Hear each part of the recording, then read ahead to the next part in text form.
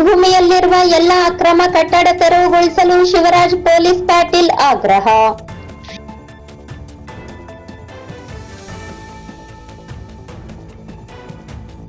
ಗಣರಾಜ್ಯೋತ್ಸವದ ಅಂಗವಾಗಿ ಧ್ವಜ ಸಂಹಿತೆಯ ಬಗ್ಗೆ 1 ದಿನದ ಕಾರ್ಯಾಗಾರ.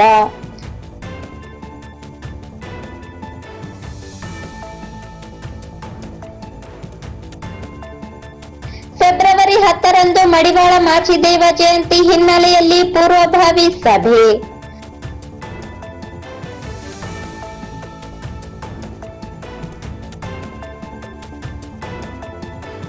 ಹಳೆ ಪಹಣಿ ಪಡೆದುಕೊಳ್ಳಲು ನಿಗದಿತ ಶುಲ್ಕಕ್ಕಿಂತ ಹೆಚ್ಚು ಹಣ ವಸೂಲಿ ಮಾಡುತ್ತಿರುವ ಸಿಬ್ಬಂದಿ ಅಮಾನತ್ಗೆ ಆಗ್ರಹ.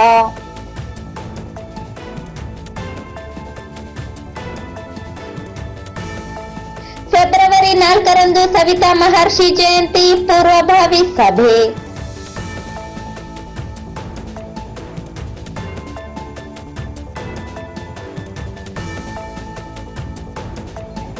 ರಂದು ಫ್ಯಾಸಿಸ್ಟ್ ವಿರುದ್ಧ ಬೃಹತ್ ಸಮಾವೇಶ ಆರ್ ಮಾನಸಯ್ಯ.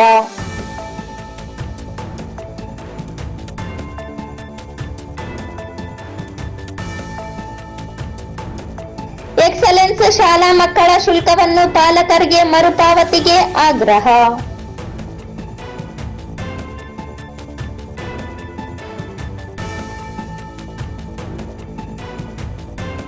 ಮತ್ತು ಜನವರಿ 31ರಂದು ರಾಜ್ಯಾದ್ಯಂತ ರಾವುತ ಚಿತ್ರ ಬಿಡುಗಡೆ.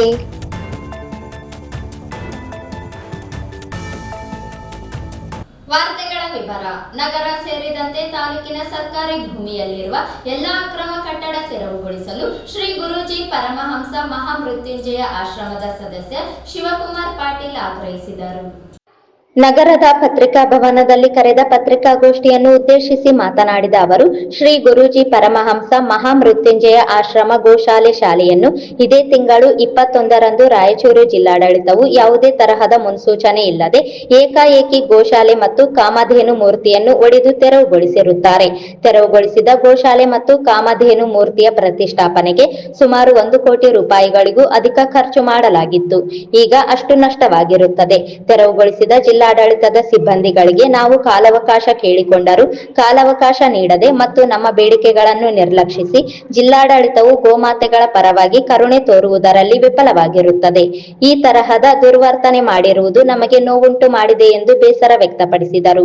ಗೋಶಾಲೆಯು ಸುಮಾರು 10 ವರ್ಷಗಳ ಹಿಂದೆ ನಿರ್ಮಾಣವಾಗಿರುತ್ತದೆ. ಇಲ್ಲಿಯವರೆಗೆ ಯಾವುದೇ ತೊಂದರೆ ನೀಡದೆ ಈಗ ನಮ್ಮ ಪರಮಪೂಜ್ಯ ಗುರುಗಳು ಊರಲ್ಲಿ ಇರದ ಸಮಯ ಮತ್ತು ಅವರು ಮಹಾಕುಂಭಮೇಳಕ್ಕೆ ಹೋಗಿರುವ ಸಂದರ್ಭವನ್ನು ನೋಡಿ ತೆರವುಗೊಳಿಸುವುದು ಏತಕ್ಕೆ ಎಂಬ ಯಕ್ಷ ಪ್ರಶ್ನೆ ಕಾಡುತ್ತಿದೆ ಎಂದು ಆತಂಕ ವ್ಯಕ್ತಪಡಿಸಿದರು.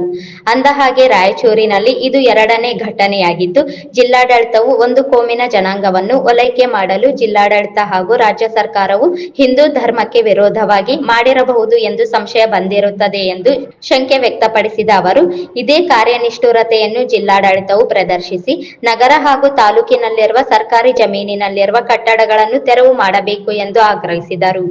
ಆಮೇಲೆ ನಾನು ಇನ್ನೊಂದು ನಿಮ್ಮ ಮುಖಾಂತರ ಕೇಳ್ತೀನಿ, ಆ 800 ಗ್ರಾಮ ಈ ಒಂದು ನಮ್ಮ ಮಹಾನಗರ ಪಾಲಿಕೆಗೆ ಒಳಪಡೋದೇ ಇಲ್ಲ. ರಾಯಚೂರು ನಗರ ವಿಧಾನಸಭಾ ಕ್ಷೇತ್ರಕ್ಕೆ 800 ಗ್ರಾಮ ವಿಧಾನಸಭಾ ಕ್ಷೇತ್ರಕ್ಕೆ ಬರ್ತದೆ. ಅಲ್ಲಿ ರಾಯಚೂರು ಮಹಾನಗರ ಪಾಲಿಕೆ ಕಮಿಷನರ್ ಅವ್ರದ್ದು ಏನ್ ಕೆಲಸ? ಆಮೇಲೆ ಸರಿ, ಇಷ್ಟು ನೀವು ಆಕ್ಟಿವ್ ಆಗಿ ಕೆಲಸ ಮಾಡ್ತೀರಿ ಅಂದ್ರೆ ಬನ್ರಿ, ನಾವು ತೋರಿಸ್ತೀವಿ. ಅಲ್ಲಿ ಜನಗಳಿಗೆ ಚರಂಡಿ ಸರಿಯಾಗಿ ತೆಗಿತಾ ಇಲ್ಲ, ರಸ್ತೆಗಳಿಲ್ಲ, ಮಹಿಳೆಯರಿಗೆ ನಮ್ಮ ವಾರ್ಡ್ನಲ್ಲಿ ನಿಮ್ಮ ಮನೆ ಮಹಿಳೆಯರಿಗೆ ಜನಸಂಖ್ಯೆಗೆ ಅನುಗುಣವಾಗಿ ಶೌಚಾಲಯಗಳಿಲ್ಲ. ಆ ಕೆಲಸಕ್ಕೆ ಇಷ್ಟು ತಂಡ ಕಟ್ಕೊಂಡು ಬಂದು ಸಾರ್ವಜನಿಕ ಸಮಸ್ಯೆ ಇದೇ ರೀತಿ ಬಗೆಹರಿಸ್ರಿ. ಇಷ್ಟು ನಿಮ್ಮ ಉತ್ಸಾಹ ಸಾರ್ವಜನಿಕ ಸಮಸ್ಯೆ ಬಗೆಹರಿಸುವ ಸಂದರ್ಭದಲ್ಲಿ ಯಾಕಿಲ್ಲ?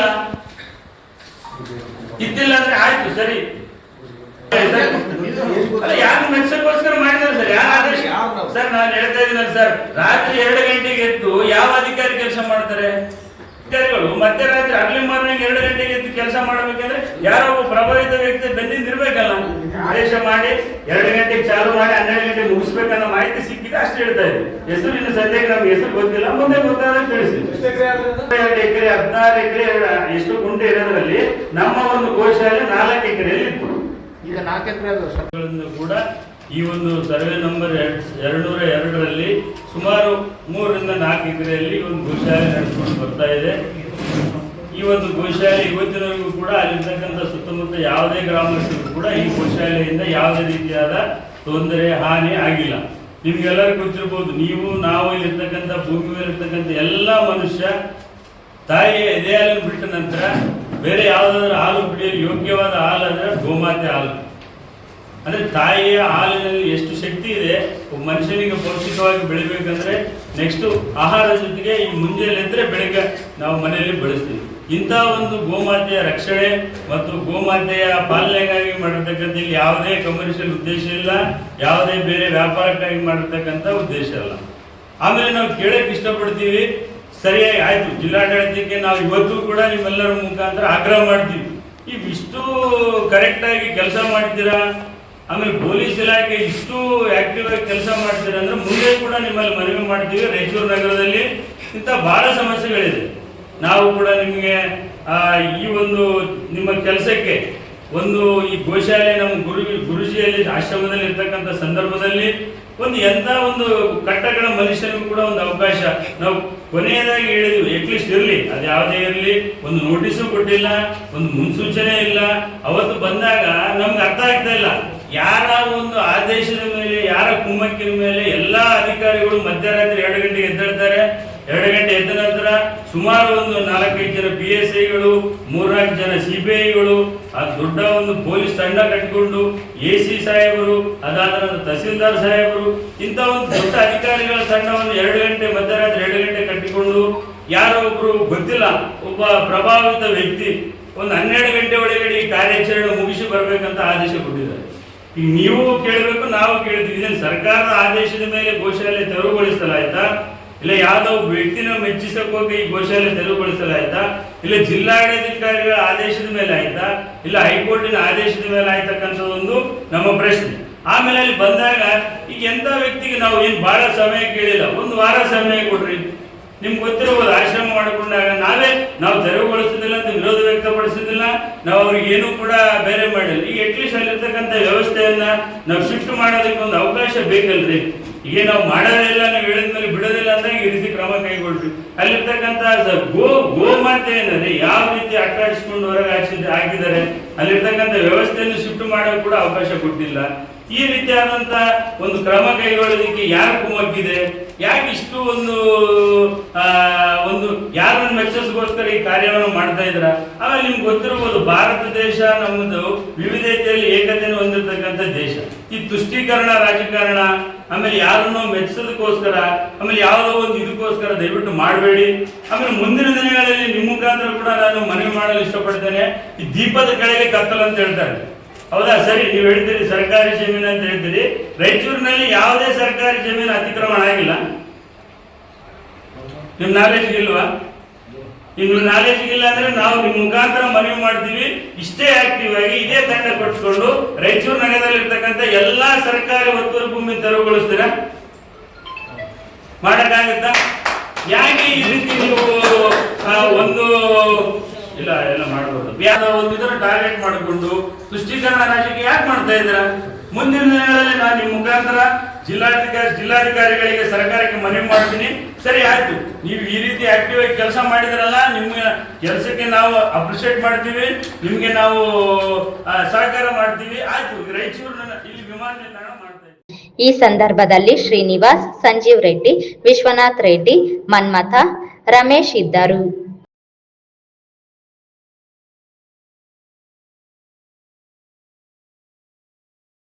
ಪಟ್ಟಣದ ತಾಲೂಕು ಪಂಚಾಯಿತಿ ಸಭಾಂಗಣದಲ್ಲಿ ತಾಲೂಕು ಆಡಳಿತ ಹಾಗೂ ಭಾರತೀಯ ಸೇವಾದಳ ಸಂಯುಕ್ತಾಶ್ರಯದಲ್ಲಿ ಗಣರಾಜ್ಯೋತ್ಸವ ಅಂಗವಾಗಿ ಧ್ವಜ ಸಂಹಿತೆಯ 1 ದಿನದ ಕಾರ್ಯಾಗಾರವನ್ನು ತಹಸೀಲ್ದಾರ್ ರಾಜು ಪಿರಂಗಿ ಚಾಲನೆ ನೀಡಿದರು.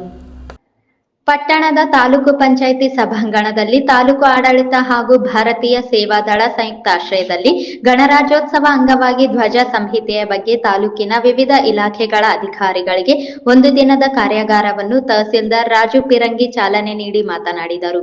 ನಮ್ಮ ಹಿರಿಯರ ತ್ಯಾಗ ಬಲಿದಾನಗಳಿಂದಾಗಿ ನಮಗೆ ಇಂದು ಸ್ವತಂತ್ರ ದೊರೆತಿದೆ. ವರ್ಷದ 3 ಬಾರಿ ರಾಷ್ಟ್ರ ಧ್ವಜಾರೋಹಣವನ್ನು ಮಾಡಲಾಗುತ್ತಿದೆ. ಆಗಸ್ಟ್ 15 ಸ್ವತಂತ್ರ ದಿನ, ಜನವರಿ 26 ಗಣರಾಜ್ಯೋತ್ಸವ ದಿನಾಚರಣೆ, ಹಾಗೂ ಕಲ್ಯಾಣ ಕರ್ನಾಟಕ ಭಾಗದ ಹೈದರಾಬಾದ್ ವಿಮೋಚನಾ ದಿನಾಚರಣೆ ದಿನ ತ್ರಿವರ್ಣ ರಾಷ್ಟ್ರ ಧ್ವಜಾರೋಹಣವನ್ನು ನಾವೆಲ್ಲರೂ ಗೌರವದಿಂದ ಮಾಡುತ್ತೇವೆ. ನಮ್ಮ ರಾಷ್ಟ್ರದ ಪಂಚ ಕಳಸಗಳೆಂದೇ ಕರೆಯಲ್ಪಡುವ ರಾಷ್ಟ್ರಧ್ವಜ, ರಾಷ್ಟ್ರ ಲಾಂಛನ, ರಾಷ್ಟ್ರಗೀತೆ, ಸಂವಿಧಾನಗಳಿಗೆ ಅಗೌರವ ತೋರಿದ್ದಲ್ಲಿ ಕ್ಷಮೆಯೇ ಇರುವುದಿಲ್ಲ.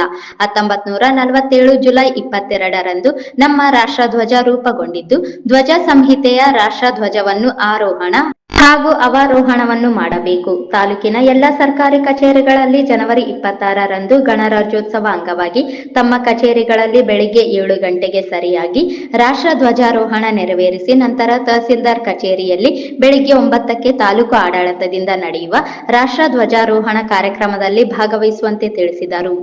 ಪ್ರತಿ ವರ್ಷ ನಾವು ಒಂದು ಆಗಸ್ಟ್ 15ಕ್ಕೆ, ಒಂದು ಜನವರಿ 26ಕ್ಕೆ, ಒಂದು ಕಲ್ಯಾಣ ಕರ್ನಾಟಕ, ಈಗ ನಾವು ಅದಕ್ಕೆ ಹಿಂದೆ ಏನಂತಿದ್ವಿ, ನಮ್ಮ ಹೈದರಾಬಾದ್ ಕರ್ನಾಟಕ ಅಂತಿದ್ವಿ. ಈಗ ಕಲ್ಯಾಣ ಕರ್ನಾಟಕ ಸೆಪ್ಟೆಂಬರ್ 19ಕ್ಕೆ ನಾವು 17ಕ್ಕೆ ಧ್ವಜ ಹಾರಿಸ್ತಕ್ಕಂಥ ಒಂದು ಪದ್ಧತಿ ಇಟ್ಕೊಂಡಿದ್ವಿ.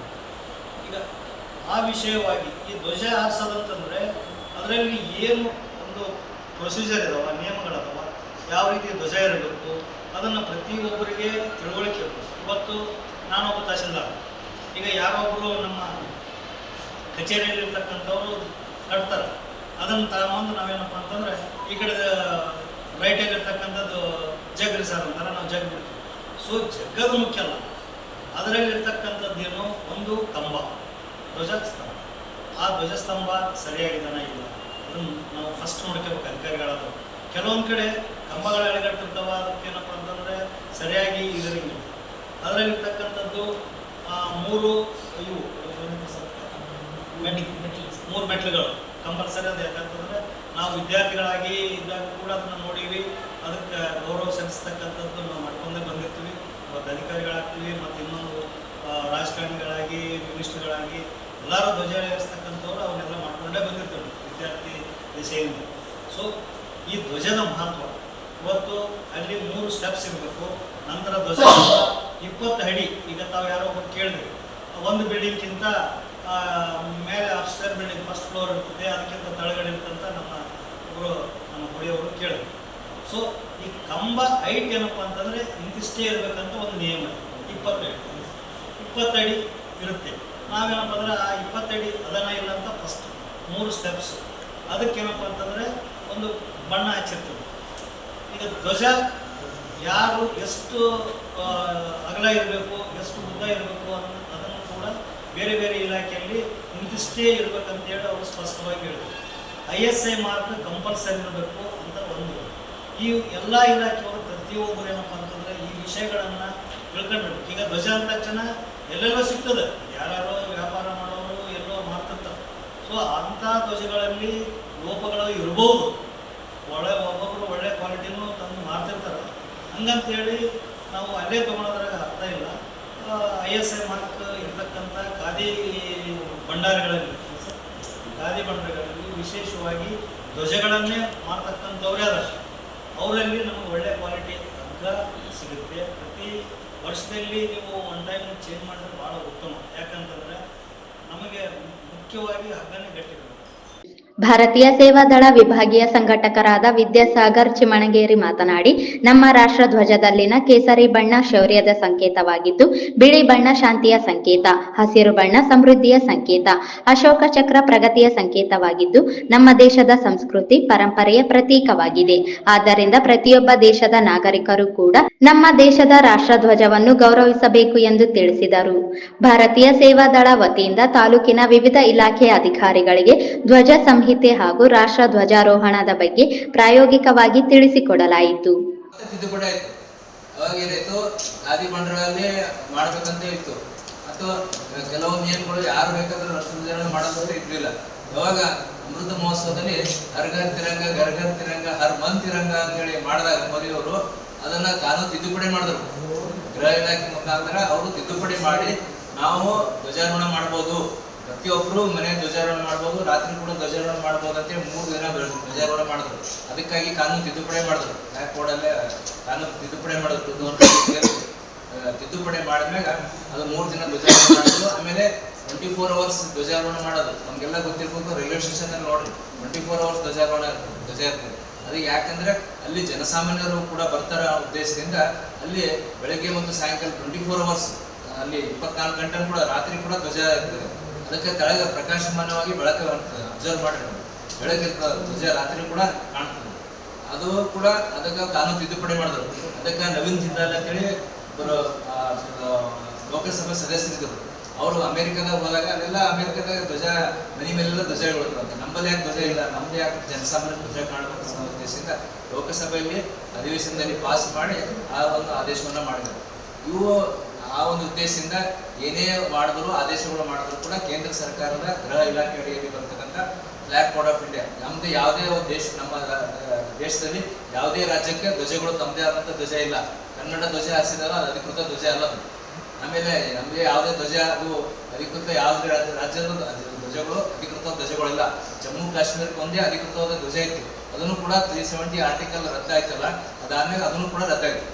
ವಿಶೇಷ ಸ್ಥಾನಮಾನ ಇದ್ದ ಜಮ್ಮು ಕಾಶ್ಮೀರ ಒಂದೇ ಸ್ಥಾನಮಾನಕ್ಕೆ ಇದ್ದ ರಾಜ್ಯಕ್ಕೆ ಧ್ವಜ ಇತ್ತು, ಅದನ್ನು ಕೂಡ 370ನೇ ಕಾಲಂ ರದ್ದು ಮಾಡಿದ್ಮೇಲೆ ಅಲ್ಲೂ ಕೂಡ ನಮ್ಮ ಭಾರತ ರಾಷ್ಟ್ರ ಧ್ವಜನೇ ಹಾರಿಸ್ತಾರೆ. ಇಡೀ ದೇಶಾದ್ಯಂತ ರಾಷ್ಟ್ರ ಧ್ವಜ ದೇಶದಲ್ಲಿ ಅಂದ್ರೆ ಭಾರತ ದೇಶ ಧ್ವಜ ನಮ್ಮ ದೇಶ ಧ್ವಜ ಅಂತೇಳಿ ವಿದೇಶದಲ್ಲಿ ಆಗ್ತಕ್ಕಂಥದ್ದು ಮೇಡಮ್ ಕಾಮಾ ಒಬ್ಬ ಮಹಿಳೆ, ಮೇಡಮ್ ಬಿಕಾಜಿ ರುಸ್ತುಮ್ ಕಾಮಾ ಅಂತ ಒಬ್ಬ ಮಹಿಳೆ, ಅವರು ಜರ್ಮನಿಯಲ್ಲಿ ನಡೆದಂಥ ಸ್ಟೂಟ್ಗರ್ಟ್ ಸಮ್ಮೇಳನದಲ್ಲಿ, ಅಂತಾರಾಷ್ಟ್ರೀಯ ಸಾಮಾಜಿಕ ಸಮ್ಮೇಳನದಲ್ಲಿ 1,000 ಜನ ಪ್ರತಿನಿಧಿಗಳು ಸಿಗ್ತಕ್ಕಂಥ ವಿಶ್ವದ ಎಲ್ಲ ದೇಶದ ಅಲ್ಲಿ ಒಬ್ಬರು ಸಾಮಾಜಿಕ ಚಿಂತಕರು ಬಂದಿದ್ರು. ಆ ಒಂದು ಚಿಂತಕರ ಸಭೆಯಲ್ಲಿ ಇದು ಪ್ರದರ್ಶನ ಮಾಡ್ತಾರೆ, ನಮ್ಮ ದೇಶಕ್ಕೆ ಧ್ವಜ ಬೇಕು, ನಮ್ಮ ದೇಶದ ರಾಷ್ಟ್ರ ಧ್ವಜ, ಈ ದೇಶಕ್ಕೆ ಸ್ವತಂತ್ರ ಕೊಡ್ರಿ ಅಂತೇಳಿ. 32 ಕೋಟಿ ಜನಸಂಖ್ಯೆ ಇದ್ದಂತ, ಅಂದ್ರೆ ಅವಾಗಿನ ಕಾಲಕ್ಕೆ 32 ಕೋಟಿ ಜನಸಂಖ್ಯೆ ಇದ್ದ ನಮ್ಮ ದೇಶಕ್ಕೆ ಸ್ವತಂತ್ರ ಕೊಡ್ರಿ ಅಂತೇಳಿ ಪ್ರಥಮವಾಗಿ ವಿದೇಶದಲ್ಲಿ ಆಗ್ತಕ್ಕಂಥ ಧ್ವಜ ಇದು.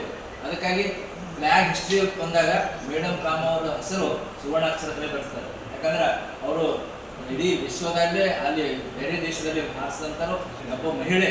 ಆ ಒಂದು ಸಾಮಾಜಿಕ ಸಮ್ಮೇಳನದಲ್ಲಿ ಹೋಗಿ ಅಂತ ಒಂದು ವಿಶ್ವ ಸಮ್ಮೇಳನ ನಡೆದಂಥ ಸಮ್ಮೇಳನದಲ್ಲಿ ಹಾರಿಸಿದಂಥ ಧ್ವಜ 1907. ಅದಾದ್ಮೇಲೆ ಎಲ್ಲರಿಗೂ ಗೊತ್ತಾಗ್ಬಿಡ್ತು ಧ್ವಜ ಬೋಲೋ ಭಾರತ್ ಮಾತಾ ಕಿ ಜೈ ಅಂತ ಹೇಳಿ ಧ್ವಜ ಹಿಡ್ಕೊಂಡು ಎಲ್ಲರೂ ಧ್ವಜವನ್ನ ನಮ್ಮ ಇಡೀ ಭಾರತ ದೇಶದಲ್ಲಿ ಧ್ವಜ ಹಾರಿಸಕ್ಕೆ ಸ್ಟಾರ್ಟ್ ಮಾಡಿದ್ರು. ಬ್ರಿಟಿಷರು ಧ್ವಜ ಬ್ಯಾನ್ ಮಾಡಿಬಿಟ್ರು. ಬ್ರಿಟಿಷರು ಧ್ವಜ ಬ್ಯಾನ್ ಮಾಡಿದ್ಮೇಲೆ ಡಾಕ್ಟರ್ ಅನಿ ಬೆಸೆಂಟ್ ಮತ್ತು ಲೋಕಮಾನ್ಯ ಬಾಲ ಗಂಗಾಧರ ತಿಲಕ್ ಅವರು ಈ ಧ್ವಜವನ್ನು ಮಾಡ್ತಾರೆ 1917ರಲ್ಲಿ. ನೋಡ್ರಿ, ಇದು ಬ್ರಿಟಿಷ್ ಧ್ವಜ, ಇದು ಕೆಂಪು ಹಸಿರು ಇದೆ, ನಕ್ಷತ್ರಗಳಿದೆ. ಇದಕ್ಕೆ ಏನ್ ಮಾಡ್ತಾರೆ, ಬ್ರಿಟಿಷ್ ಧ್ವಜ ಅಂತ ಅಂತೇಳಿ ಕ್ರಾಂತಿಕಾರಿ ಹೋರಾಟಗಾರರು ವಿರೋಧ ಮಾಡ್ತಾರೆ. ಕ್ರಾಂತಿಕಾರಿ ಹೋರಾಟಗಾರ ಯಾರಂದ್ರೆ ನಮಗೆಲ್ಲ ಗೊತ್ತಿರುವ ಭಗತ್ ಸಿಂಗ್, ಚಂದ್ರಶೇಖರ್ ಆಜಾದ್, ಸುಭಾಷ್ ಚಂದ್ರ ಬೋಸ್, ಇವರೆಲ್ಲರೂ ಕ್ರಾಂತಿಕಾರಿ ಹೋರಾಟಗಾರರು. ಈ ಬ್ರಿಟಿಷ್ ಧ್ವಜ ನಾವೇ ಕಳಿಸ್ಬೇಕಂತೇಳಿ ವಿರೋಧ ಮಾಡ್ತಾರೆ. ಇದು ಧ್ವಜ ರಚನೆ ಮಾಡ್ತಾರೆ ಯಾರು, ಡಾಕ್ಟರ್ ಅನಿ ಬೆಸೆಂಟ್ ಮತ್ತು ಲೋಕಮಾನ್ಯ ಬಾಲ ಗಂಗಾಧರ ತಿಲಕ್. ಯಾಕೆ ಮಾಡ್ತಾರೆ ಅಂತಂದ್ರೆ ಅವ್ರ ಧ್ವಜ ಅದ, ಅಟ್ಲೀಸ್ಟ್ ಧ್ವಜಕರ ಅವ್ರ ಧ್ವಜ ಅದ ಅಂತೇಳಿ ನಮ್ಗೆ ಪರ್ಮಿಷನ್ ಕೊಡ್ತಾರೆ ಅಂತೇಳಿ ಇದಕ್ಕೆ ಪರ್ಮಿಷನ್ ಸಲುವಾಗಿ ಈ ಧ್ವಜನ ರಚನೆ ಮಾಡ್ತಾರೆ. ಅದಾದ್ಮೇಲೆ 1903ನೇ ಧ್ವಜ ಆಯಿತು, 3ನೇ ಧ್ವಜ. ಅದಾದ್ಮೇಲೆ 4ನೇ ಧ್ವಜ ನೋಡ್ರಿ, ಇದು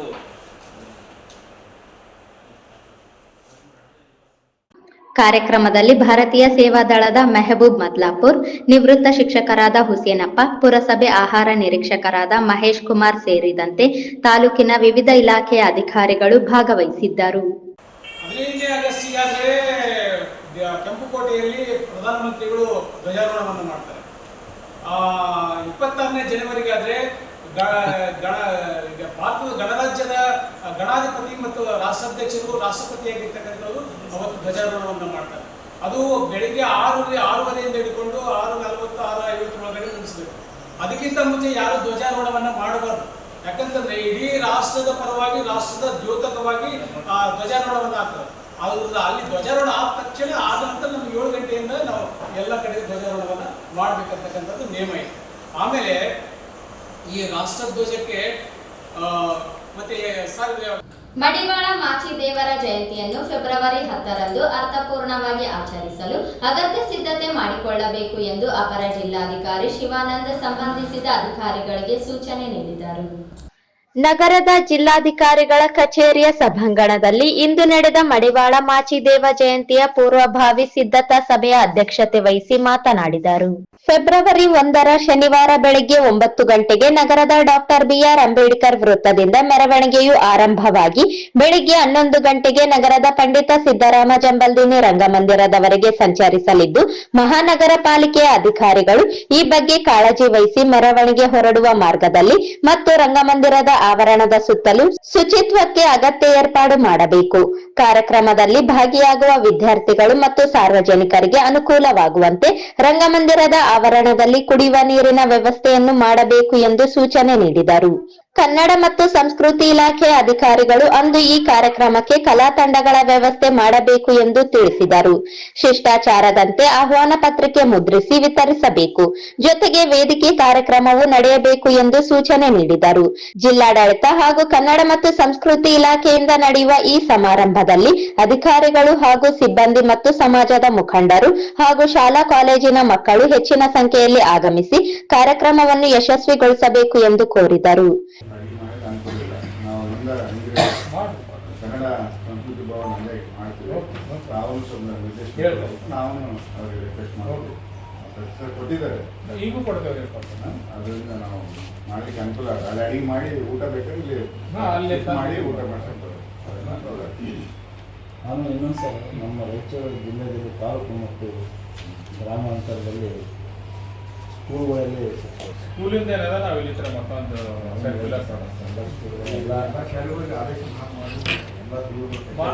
ಮಾಡಿರ್ತಿರಲ್ಲ ನೀವು. ಮತ್ತೆ ಎಲ್ಲೆಲ್ಲಿ ಆಗೋದಿಲ್ಲ ಅವ್ರಿಗೆ ಒಂದು ಸ್ವಲ್ಪ ಆಗ ಒಂದು ನೋಟಿಸ್ ಕೊಡ್ರಲ್ಲ ನೀವು. ಇಲ್ಲ ನಮ್ಮ ಕಡೆಯಿಂದ ಕೊಡಿಸಿದ್ರೆ ಒಂದು ನೋಟಿಸ್, ಆದ್ರೆ ನೆಕ್ಸ್ಟ್ ಟೈಮ್ ಹೆದರಿದ ಮಾಡ್ತಾರೆ. ಲಾಸ್ಟ್ ಟೈಮ್ ಗ್ರಾಮದಾಗ ಅವರು ಬಂದು ಸುಮ್ಮನೆ ಬೇಕು ಬೇಡ ಬಂದು ಅದನ್ನ ಸರಿಯಾದ ರೀತಿಯಲ್ಲಿ ಮಾಡಲಾಗ ಯಾರೋ ಅಟೆಂಡರ್ ಕೂಡ ಇದು ಮಾಡಿ ಅವ್ರು ಅಟೆಂಡ್ ಆಗಲ್ಲ. PD ಅವರು ಯಾರು ಅಟೆಂಡ್ ಆಗಿಬಿಟ್ಟು ಯಾರು ಸ್ವಲ್ಪ ಮುಖ್ಯಸ್ಥರಿರ್ತಾರೆ ಅವರು ಹೋಗಿ ಅಟೆಂಡ್ ಆಗಿ ಅಟ್ಲೀಸ್ಟ್ ಅವ್ರು ಇಲ್ಲಾಂದ್ರೆ ಅವ್ರ ಸಿಬ್ಬಂದಿಗಳಿಗೆ ಒಬ್ಬ ಅಟೆಂಡರ್ ಕೂಡ ಒಬ್ಬರೇ ಹೋಗಿ ಆ ಫೋಟೋ ಇಟ್ಟು ಸುಮ್ಮನೆ ಹೂವು ಒಂದು ಗಿಡದ ತಂದ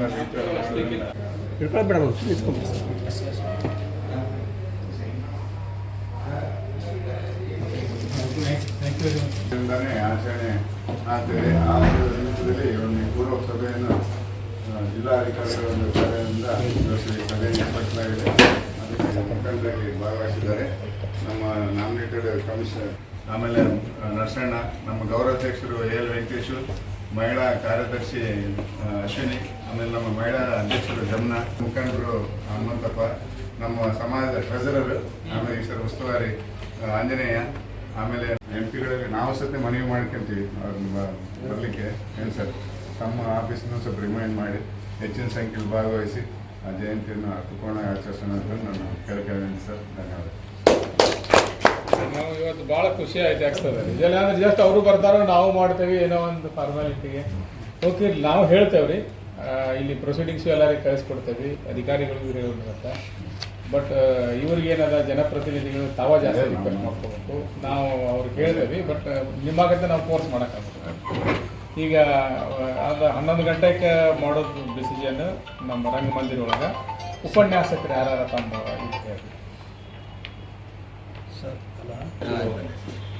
ನೋಡ ಸರ್, ನಾನು ವಿಚಾರ ಮಾಡಿ ವೇದಿಕೆ ಕಾರ್ಯಕ್ರಮ 12:30. ಸಭೆಯಲ್ಲಿ ರಾಯಚೂರು ತಾಲೂಕು ಗ್ರೇಡ್ 2 ತಹಸೀಲ್ದಾರ್ ಭೀಮರಾಯ ಸೇರಿದಂತೆ ವಿವಿಧ ಇಲಾಖೆಯ ಅಧಿಕಾರಿಗಳು ಹಾಗೂ ಸಮಾಜದ ಮುಖಂಡರು ಇದ್ದರು.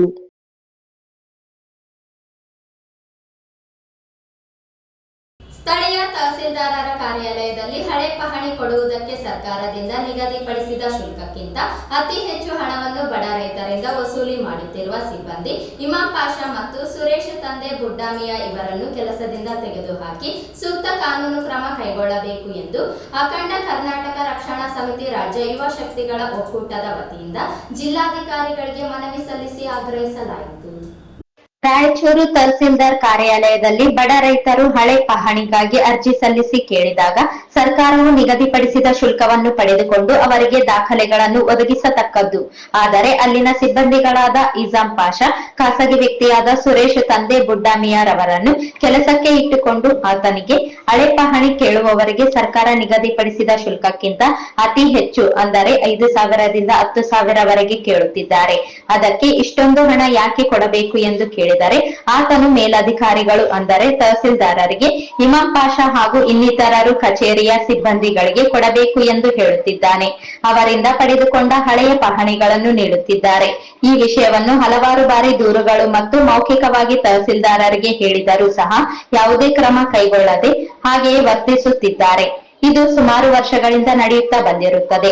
ಇಮಾಂ ಪಾಷಾರವರಿಗೆ ವಂಚನೆಗೊಳಗಾದ ರೈತರು ಸುರೇಶ್ನನ್ನು ಕೆಲಸದಿಂದ ತೆಗೆದು ಹಾಕಬೇಕು ಎಂದು ದೂರು ಸಲ್ಲಿಸಿದರೂ ಸಹ ಆತನನ್ನು ಕೆಲಸದಿಂದ ತೆಗೆದು ಹಾಕದೆ ಸತತವಾಗಿ ಆತನಿಂದ ಕೆಲಸ ಮಾಡಿಸಿಕೊಂಡು ರೈತರು ಕೊಟ್ಟ ಹಣವನ್ನು ಪಡೆದುಕೊಂಡು ಪುನಃ ಇಮಾನ್ ಪಾಷಾ ಮತ್ತು ಸುರೇಶ್ ಇಬ್ಬರು ಸೇರಿಕೊಂಡು ಹಣವನ್ನು ಹಂಚಿಕೊಳ್ಳುತ್ತಿದ್ದಾರೆ. ಆದ್ದರಿಂದ ತಾವುಗಳು ಈ ವಿಷಯವನ್ನು ಗಂಭೀರವಾಗಿ ಪರಿಗಣಿಸಿ ಕೂಡಲೇ ಸಂಬಂಧಪಟ್ಟ ಸಿಬ್ಬಂದಿ ಇಮಾಂ ಪಾಷಾ ಇವರನ್ನು ಸೇವೆಯಿಂದ ಅಮಾನತುಗೊಳಿಸಿ ಸುರೇಶ್ನನ್ನು ಕೆಲಸದಿಂದ ತೆಗೆದು ಹಾಕಬೇಕು. ನಮ್ಮ ಮನವಿಗೆ ಸ್ಪಂದಿಸದಿದ್ದರೆ ತಹಸೀಲ್ದಾರ್ ಕಚೇರಿ ಮುತ್ತಿಗೆ ಹಾಕಿ ಉಗ್ರ ಹೋರಾಟ ಮಾಡಲಾಗುವುದು ಎಂದು ಮನವಿಯಲ್ಲಿ ಎಚ್ಚರಿಸಿದ್ದಾರೆ. ಹಳೆ ಪಾಣಿ ಕೊಡುವುದರ ಸರ್ಕಾರಕ್ಕಿಂತ ಅತಿ ಹೆಚ್ಚು ಹಣವನ್ನು ಬಡ ರೈತರಲ್ಲಿ ವಸೂಲು ಮಾಡುತ್ತಿರುವ ಸಿಬ್ಬಂದಿಯಾದ ಇಮಾಂ ಪಾಷಾ ಮತ್ತು ಸುರೇಶ್ ತಂದೆ ಬುಡ್ಡಾಮಿಯಾ ಇವರನ್ನು ಕೆಲಸದಿಂದ ತೆಗೆದು ಹಾಕಿ ಸೂಕ್ತ ಕಾನೂನು ಕ್ರಮ ಕೈಗೊಳ್ಳಲು ಬಗ್ಗೆ ಈ ಮೇಲಿನ ವಿಷಯಕ್ಕೆ ಸಂಬಂಧಿಸಿದಂತೆ ನಾವು ಅಂದರೆ ಅಖಂಡ ಕರ್ನಾಟಕ ರಕ್ಷಣಾ ಸಮಿತಿ ರಾಜ್ಯ ಶಕ್ತಿಗಳ ಒಕ್ಕೂಟ ವತಿಯಿಂದ ತಮ್ಮಲ್ಲಿ ಸಂಸ್ಥಾಪಕ ರಾಜ್ಯಾಧ್ಯಕ್ಷರಾದ ರಾಜಶೇಖರ್ ಮಾಚರ್ಲ ಹಾಗೂ ಕಾರ್ಯಕರ್ತರು ದೂರು ಸಲ್ಲಿಸುವುದೇನೆಂದರೆ ರಾಯಚೂರು ತಹಸೀಲ್ದಾರ ಕಾರ್ಯಾಲಯದಲ್ಲಿ ಬಡ ರೈತರು ಹಳೆಯ ಪಾಣಿಗಾಗಿ ಅರ್ಜಿ ಸಲ್ಲಿಸಿ ಕೇಳಿದಾಗ ಸರ್ಕಾರ ನಿಗದಿಪಡಿಸಿದ ಶುಲ್ಕವನ್ನು ಪಡೆದುಕೊಂಡು ಅವರಿಗೆ ದಾಖಲೆಗಳನ್ನು ಒದಗಿಸತಕ್ಕದ್ದು. ಆದರೆ ಅಲ್ಲಿನ ಸಿಬ್ಬಂದಿಗಳಾದ ಇಮಾಂ ಪಾಷಾ ರವರು ಹಾಗೂ ವ್ಯಕ್ತಿಗೆಯಾದ ಸುರೇಶ್ ತಂದೆ ಬುಡ್ಡಮಿಯಾ ಅವರನ್ನು ಕೆಲಸಕ್ಕೆ ಇಟ್ಟುಕೊಂಡು ಆತನಿಗೆ ಹಳೆ ಪಾಣಿ ಕೇಳುವವರಿಗೆ ಸರ್ಕಾರ ನಿಗದಿಪಡಿಸುವ ಶುಲ್ಕಕ್ಕಿಂತ ಅತಿ ಹೆಚ್ಚು ಅಂದರೆ 5,000ರಿಂದ 10,000ವರೆಗೆ ಕೇಳುತ್ತಿದ್ದಾರೆ. ಅದಕ್ಕೆ ಇಷ್ಟೊಂದು ಹಣ ಯಾಕೆ ಕೊಡಬೇಕು ಎಂದು ಕೇಳಿದರೆ ಆತನು ಮೇಲಾಧಿಕಾರಿಗಳಿಗೆ ಅಂದರೆ ತಹಸೀಲ್ದಾರರಿಗೆ, ಇಮಾಂ ಪಾಷಾ ಹಾಗೂ ಇನ್ನಿತರರಿಗೆ ಕಚೇರಿಯ ಸಿಬ್ಬಂದಿಗಳಿಗೆ ಕೊಡಬೇಕೆಂದು ಹೇಳುತ್ತಿದ್ದಾನೆ. ಅವರೆಂದು ಪಡೆದುಕೊಂಡ ಪಹಣಿಗಳನ್ನು ನೀಡುತ್ತಿದ್ದಾರೆ. ಈ ವಿಷಯವನ್ನು ಹಲವಾರು ಬಾರಿ ದೂರು ಮತ್ತು ಮೌಖಿಕವಾಗಿ ತಹಸೀಲ್ದಾರರಿಗೆ ಹೇಳಿದರೂ ಸಹ ಯಾವುದೇ ಕ್ರಮ ಕೈಗೊಳ್ಳದೆ ಹಾಗೆ ವರ್ತಿಸುತ್ತಿದ್ದಾರೆ. ಇದು ಸುಮಾರು ವರ್ಷಗಳಿಂದ ನಡೆಯುತ್ತಾ ಬಂದಿರುತ್ತದೆ. ಇಮಾಂ ಪಾಷಾ ಅವರಿಗೆ ವಂಚನೆಗೊಳಗಾದ ರೈತರು ಸುರೇಶನನ್ನು ಕೆಲಸದಿಂದ ತೆಗೆದು ಹಾಕಬೇಕೆಂದು ದೂರು ಸಲ್ಲಿಸಿದರೂ ಸಹ ಆತನನ್ನು ಕೆಲಸದಿಂದ ತೆಗೆದು ಹಾಕದೆ ಸತತವಾಗಿ ಆತನಿಂದ ಕೆಲಸ ಮಾಡಿಕೊಳ್ಳುತ್ತಿದ್ದಾರೆ. ಈ ಸಂದರ್ಭದಲ್ಲಿ ಸಂಸ್ಥಾಪಕ ರಾಜ್ಯಾಧ್ಯಕ್ಷ ರಾಜಶೇಖರ್ ಮಾಚರ್ಲ, ರಾಜೇಶ್, ತಿಮ್ಮಯ್ಯ, ಭೀಮೇಶ್, ಬಸಂಗೌಡ ಸೇರಿದಂತೆ ಇತರರಿದ್ದರು.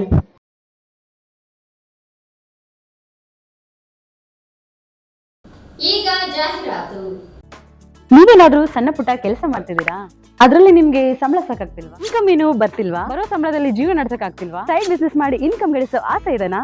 ಹಾಗಾದ್ರೆ ಚಿಂತೆ ಬಿಟ್ಬಿಡಿ, ರಿಯಲ್ ಎಸ್ಟೇಟ್ ಬಿಸ್ನೆಸ್ಗೆ ಬನ್ನಿ. ಬಿಡುವಿನ ಸಮಯದಲ್ಲಿ ಇನ್ಕಮ್ ಜೊತೆಗೆ ಲಕ್ಷ ಲಕ್ಷ ಸಂಪಾದನೆ ಮಾಡಿಕೊಳ್ಳಿ. ನಿಮ್ ಜೀವನದಲ್ಲಿ ರಿಯಲ್ ಎಸ್ಟೇಟ್ ಹೊಸ ತಿರುವು ಕೊಡುತ್ತೆ. ರಿಯಲ್ ಎಸ್ಟೇಟ್ ಉದ್ಯಮದಲ್ಲಿ ಹೆಸರುವಾಸಿಯಾದ SR ಡೆವಲಪರ್ ಜೊತೆಗೆ ಕೈ ಜೋಡಿಸಿ. SR ಡೆವಲಪರ್ ಅವರು ಲೇಔಟ್ ನಿರ್ಮಾಣ ಮಾಡಿ ಸೈಟ್ ಸೆಲ್ಲಿಂಗ್ ಅಲ್ಲಿ ನಂಬರ್ 1 ಸರ್ವಿಸ್ ಕೊಡ್ತಾರೆ. ಡಾಕ್ಯುಮೆಂಟ್ ಪರ್ಫೆಕ್ಟ್ ಇರುತ್ತೆ, ನಿಮ್ ದುಡ್ಡಿಗೆ ಗ್ಯಾರಂಟಿ ಇರುತ್ತೆ, ನಿಮ್ ಫ್ಯೂಚರ್ ಸಹ ಚೆನ್ನಾಗಿರುತ್ತೆ. ಇವರ ಲೇಔಟ್ಗಳು ಇರುವ ಸ್ಥಳ ಲಿಂಗಸ್ಕೂರು, ಮಾನ್ವಿ, ಹಟ್ಟಿ, ಕವಿತಾಳ ಹಾಗೂ ಶಹಾಪುರ. ನೀವು ಯಾವ ಲೊಕೇಶನ್ ಆದ್ರೂ ಕೆಲಸ ಮಾಡಬಹುದು. ಒಂದು ಕರೆ ಮಾಡಿ ಅಥವಾ ಕಚೇರಿಗೆ ಭೇಟಿ ನೀಡಿ. ನೀವು ಒಳ್ಳೆ ಉದ್ಯಮದಲ್ಲಿ ಭಾಗಿಯಾಗಿ ನಿಮ್ಮ ಲೈಫ್ ನ ಲೀಡ್ ಮಾಡ್ಕೊಳ್ಳಿ. ಶ್ರೀ ಭೈರೋಬಾ ಮಿಲ್ಕ್ ಡೈರಿ, ನಮ್ಮಲ್ಲಿ ಎಲ್ಲಾ ತರಹದ ಡೈರಿ ಉತ್ಪನ್ನಗಳು ಲಭ್ಯವಿವೆ. ಮದುವೆ ಹಾಗೂ ಇನ್ನಿತರೆ ಸಮಾರಂಭಗಳಿಗೆ ಆರ್ಡರ್ಗಳನ್ನು ತೆಗೆದುಕೊಳ್ಳಲಾಗುತ್ತದೆ. ತುಂಬಾ ರುಚಿಕರವಾದ ತಾಜಾ ಹಾಲು, ಮೊಸರು, ತುಪ್ಪ, ಪನ್ನೀರ್ ಸೇರಿದಂತೆ ಎಲ್ಲಾ ಪದಾರ್ಥಗಳು ಲಭ್ಯವಿವೆ. ಸ್ಥಳ ಸುಖ್ ಶಾಂತಿ ನಗರ, ಆಶಾಪುರ್ ರೋಡ್, ರಾಯಚೂರ್.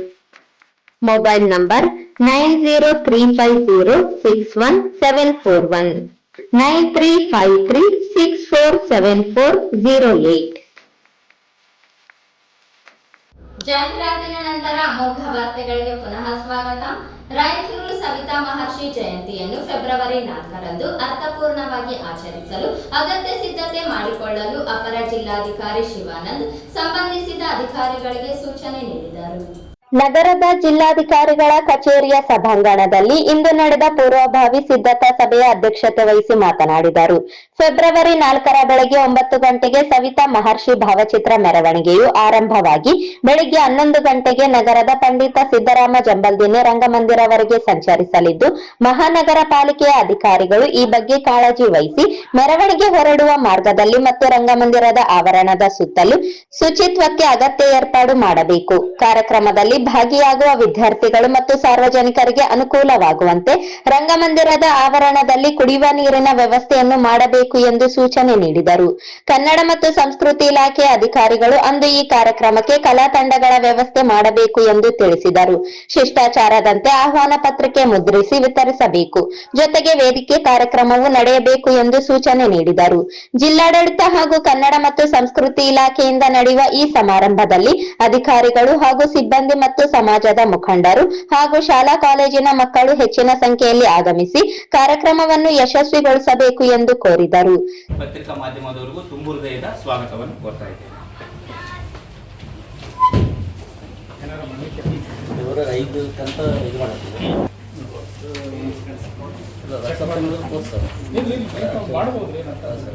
ಸ್ಟೇಟ್ ಎಲ್ಲ ಕಡೆ ನಾಟ ಮಾಡೋಣ. ನೀವು ಯಾವ ದಿನ ಮಾಡ್ತೀರಿ ಅಂದ್ರೆ ಆ ದಿನ ಓಕೆ ಸರ್. ಓಕೆ ಸಂತೋಷ. ಮಾಡೋದ ನಿಮ್ಗೋಸ್ಕರ ನೀವು ವಿರುದ್ಧ ಮಾಡಿ ನಾವು ಕೊಡ್ತೀರಿ. ಇಲ್ಲಿ ಒಂದು ನಿಮಿಷ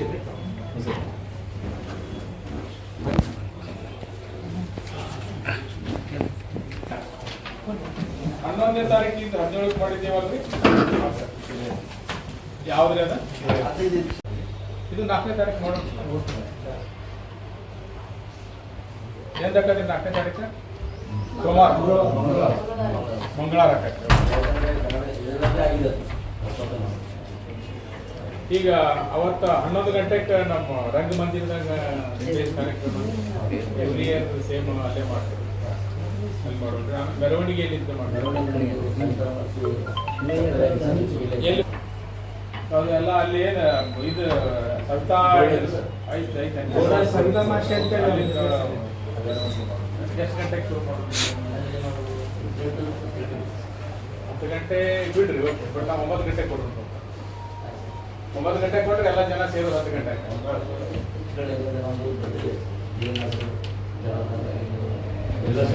ಆಗಿರ್ತಕ್ಕಂಥ ಸಂಸ್ಕೃತಿ ಇಲಾಖೆ ಇದೆ, ನಿಮ್ ಕೈ ಇದೆ, ಏನಾದ್ರು ಮಾಡ್ಬೋದು ಸರ್.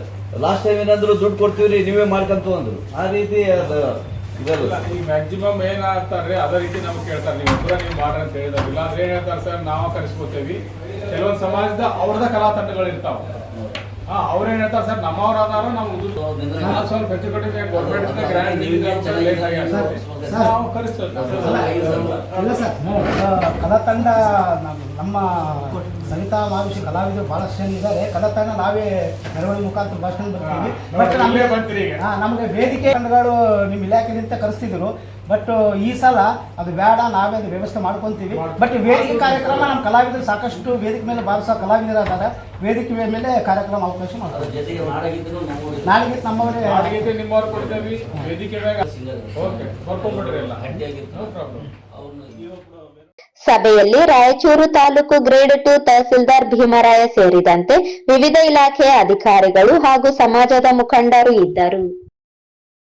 ಫ್ಯಾಸಿಸ್ಟ್ ದಾಳಿಯನ್ನು ಹಳ್ಳಿಯಿಂದ ದಿಲ್ಲಿಯವರೆಗೆ ಸೋಲಿಸಲು ನಿರ್ಮೂಲನೆಗೊಳಿಸಲು ನಾವು ಎದ್ದು ನಿಲ್ಲಬೇಕಿದೆ.